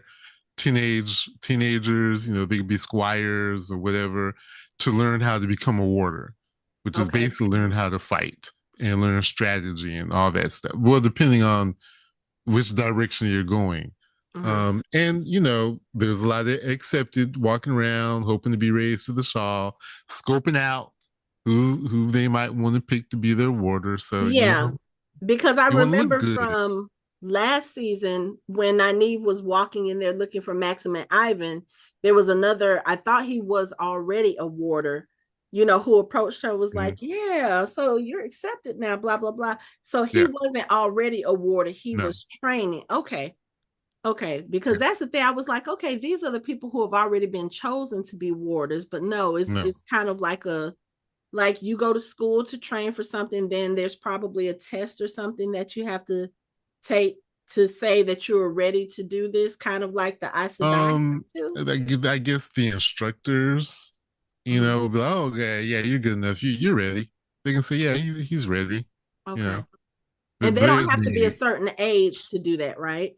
No, if you can kick the instructor's ass, you're ready. Okay. No matter how old you are. Okay. Because I think that's the other question I had. As far as the Aes Sedai, is there like a specific age that they have to come to the White Tower? I'm thinking again, my brain Wait. automatically goes to You're talking about when they find the girl who can channel? Is that what yes, you're asking? yes, It depends. to be I mean, novices. there isn't a specific age. Is if you start showing that you can channel, most families will go ahead and send you Okay, whatever age you start channeling. okay, okay, Because think about it, Egwene didn't start until she was damn near 20. okay. Mm-hmm. Then Swan, in that flashback, She was like 9 or she was 10. like 9 or 10. Mm-hmm. Yeah. Okay, But there okay, was some, and I think I'm real quick. I think I mentioned this before. There is something they've changed. Um, you can be born with the capacity to learn how to channel, or you could be born with the capacity to channel. okay. Yes, There's, you mentioned yeah, that there are two with the different Shan Chan. ways, and, Mm-hmm. and they've kind of left that out Okay, of the show so far okay, okay, because they're you. Yes, you can either channel or not channel, but you can learn how to channel if you have that ability to learn. okay. But they don't have that in the show. Okay, yeah. I think you mentioned it when we were talking about the Shan Chan. Yeah. And the problem is if you don't go, like if you start channeling because of its addictive nature, if you are a young person and you start channeling and you start taking in enough of the one power, you can burn yourself out and die. Oh, So that's not good. it's usually in your best interest to send your child to learn how to do it, To learn how to control it. learn how to control it. Okay. Now there's some places if they do it a little bit, you know, like let's just say that maybe wisdoms, Mm-hmm. some wisdoms may be channelers in the two rivers and Okay. not know it. And Kind of like whatever, Nynaeve. kind of like Nynaeve. And she has been probably using channeling to help heal since she was starting to learn how to become wisdom and didn't know it. Remember, she Right. healed Egwene from the Great break on Bones the curse. finger. Mm-hmm. Mm-hmm. Yeah. And so it's possible people are all over doing it, but they're doing it a little bit. It's just the ones who realize what they're doing and then they start doing it more and more and more. And if they're not trained properly, they can burn themselves out. Okay. Okay. Yeah. Okay. Going back to this water thing real quick. Um, Glistening bodies, hmm. glistening bodies. Glistening bodies.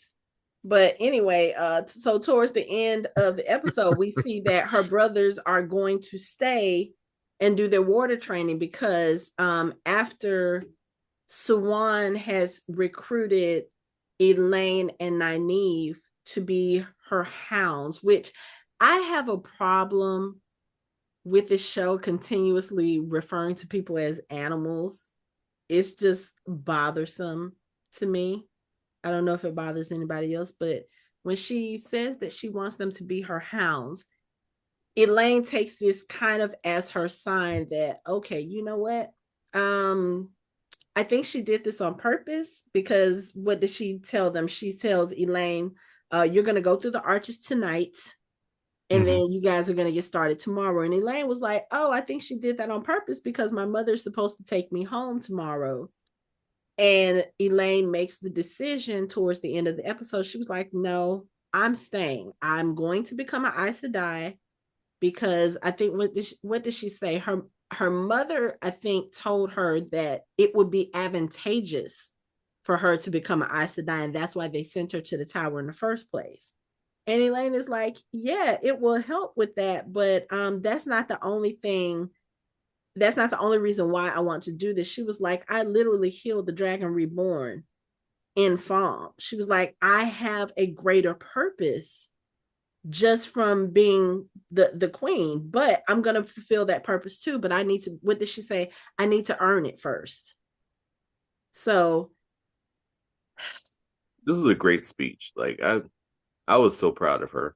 And I mm-hmm. thought it's like you already knew that she was going to say something to convince her mother to let her stay. Like there was no shot she was going to let her mother take her back to take her back to the castle. Like that was not happening. Especially after Nynaeve got upset with her for telling her she was leaving. She was like, "No, I can't do this. Right. I can't do this." Yeah, I'm glad. I mean, this scene was just so cool, and her mom finally, even though her mom fucking left everyone. She basically left everyone there she came with. I'm like who's going back with her? Like the rose petal throwers and her man. Like that's the only people that she's leaving back with. It's like what's her name staying? Her brothers is staying, and it's like yeah, I was like, huh. Yeah, I guess Gabriel's going back with her, but the other thing about Morgay's leaving is Elida Sedai is staying. And the look on Sawan's face when she realized that, she was like, Andor hasn't been without an Aes Sedai consultant in over 1,000 years. And Queen Morgase was like, we'll manage, she's going to stay here. And Sawan just looks and she's just like, she kind of takes off from the room.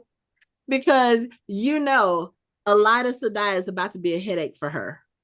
Mm-hmm. She is about to be a headache, regardless of whether she is a bad person, a black Aja, or what. She is about to be a headache for Sawan, especially now that we know that she wanted to be the Amyrlin and she got beat up by Sawan. I have a feeling she may try again, especially with everything that's going on in the tower. I think what she's going to try to do is she's going to try to pit the sisters against Sawan and be like, okay, you know what? She's leading and Black Aja got in under her nose. We can't trust her to be the leader. And that's probably the platform she's going to run on. That's probably what she's going to tell them. And I just kind of worry about it for Sawan. And not only that, I kind of worry about it for Rand too, because I think if anybody else aside from Sawan is the Amyrlin seat, they are going to make it their mission to go after Rand. I think Sawan right now, I don't think she sent anybody after Rand because right now she has bigger problems as far as the Black Aja goes. But I think also there is a part of her that realizes that what she did in Farm was wrong. And I mean, she admitted it. She said there were things that she did that she regrets. And I know one of those things was probably trying to command Moiraine to close the Waygate. But I just feel like she probably still has enough trust in Moiraine to say, okay, if Moiraine is doing this with Rand, there is a reason. Like, we had a whole mission for 20 years that we needed to find the Dragon Reborn, and Moiraine has done that, and now she's still with him. So maybe I need to kind of see which way the wind is blowing. What is Moiraine doing? I trust her enough, maybe, to see this through. But I don't think that's going to be the case if Elida or anybody else sits on that seat. They're going to go after Rand, and I don't think that's going to be a good idea for anybody. Especially because Rand can't control it. Like, he can control it to a point, but just like he said in this conversation he had with Moiraine, he was like, yeah, it's not that I can't control it, it's just when I touch it, I don't want to control it. He was like, it's almost like an addiction. I just want to keep at it. And do you understand what that feels like? And Moiraine is like, no. He was like, so you can't tell me how I'm supposed to do this. You can't tell me that I'm going to have to channel, because that might be dangerous for everybody involved. Like, right. He says like he has a thirst. Yeah.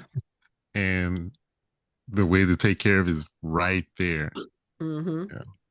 He was like, but it's not just about quenching that thirst, because I'll keep drinking. I'll keep on. Because it's so sweet, is what he said. Yeah. The way he was making it sound, I was like, okay, yeah, I want some of whatever he's having. Yeah. But Moiraine doesn't understand what that compulsion is like for him, because the one power is kind of a part of her. She doesn't have to control it in the same way that he has to control it, because it's a part of who she is. It's part of what she's supposed to be as far as being a woman. Like it's Yeah, a well, there's a difference between a man channeling and a woman channeling. So yeah, men is described as having they have to seize the one power to use it. Women have to surrender to the one power in order to use it. Yeah. So I don't know.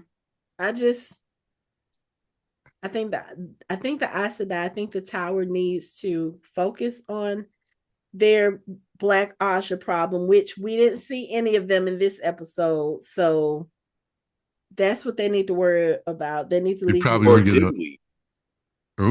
Wait, ooh. what you say? Or did we? I mean, there's always that possibility, but I'm saying the known ones, the ones Yeah. that we know are Black Asha, Oh, they are off somewhere. Leandra and her cabal. There you go. I have a feeling episode 3 is going to be full of Leandra and her cabal. Ah, okay.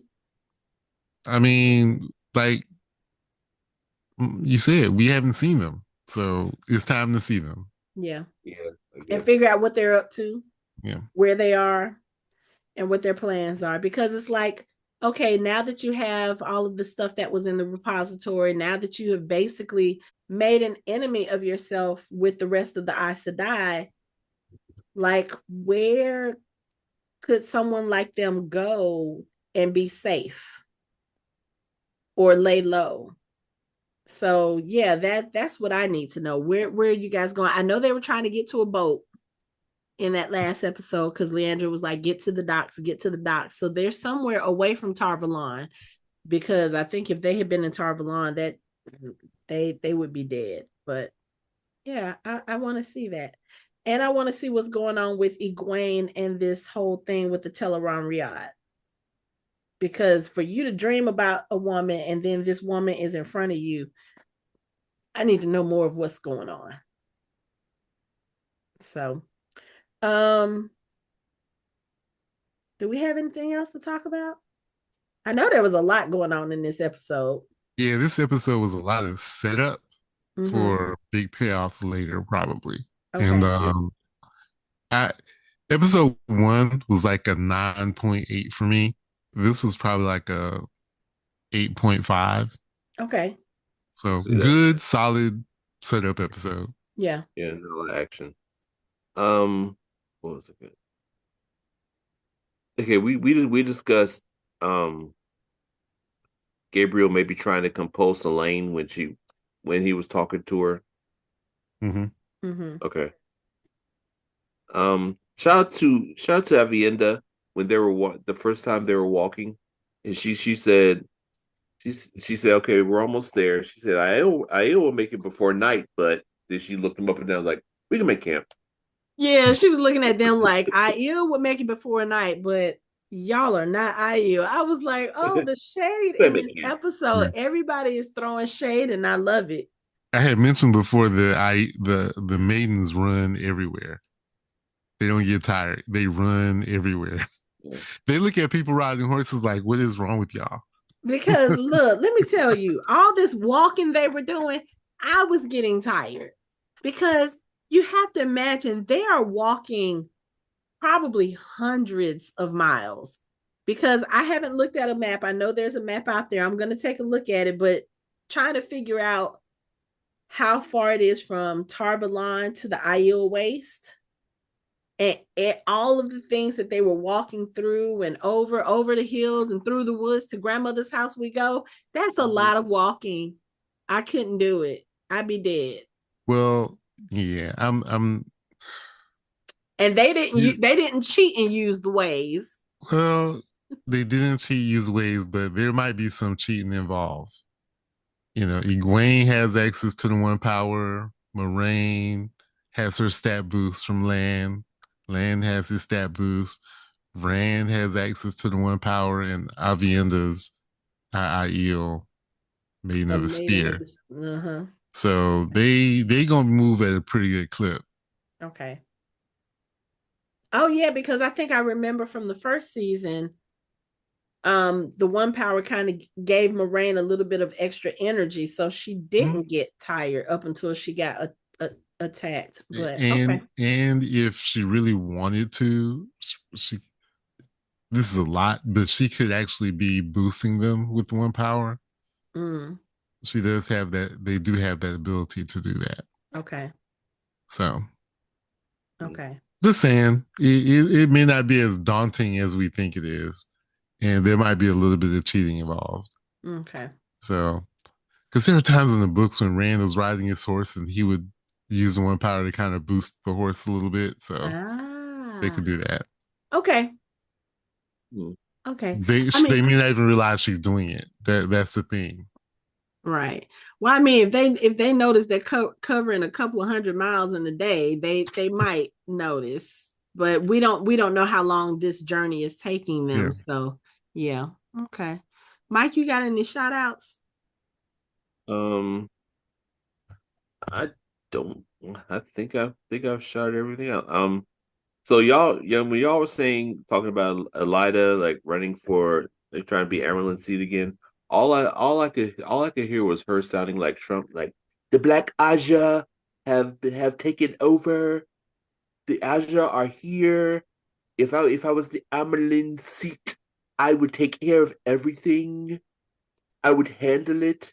The tower would be closed. Why would you even mention that idiot on this show? Like, why? Yeah, she's in red. She has a really weird voice. It's the same thing. She doesn't. Her voice is not weird. I take offense to that. I'm kidding. No, he was channeling Donald Trump. Y'all have dirtied my podcast with the mention of that name. Not once, but I apologize. Twice. Oh, she has such a beautiful voice. It's amazing. She does. So I was so excited when I saw that they cast her. I was like, ooh, what is she gonna do now? Because she is like, if you are a science fiction or fantasy person, not even just that, just her in whatever, she is just always amazing.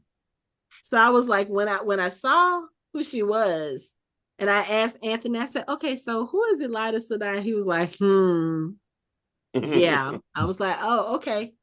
Okay. So she's going to have a deliciously maybe evil, maybe not so evil, maybe kind of on the fences role. I'm here for it. Let's just say that typical Red Aja. Yeah, that same taste in your mouth that Leandra leaves. Yeah, Elida, it's that same taste.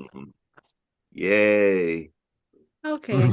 Well, at least I get to listen to her voice while she does it. And she plays a deliciously evil character. Like, I saw her in I'm trying to think, what did I see her recently where she was Renfield. She was the bad guy in Renfield, and that shit was so funny. I was like, she does evil really well. So if that's the vibe she's bringing to this show, I'm here for it. She's also the bad guy in Penguin too.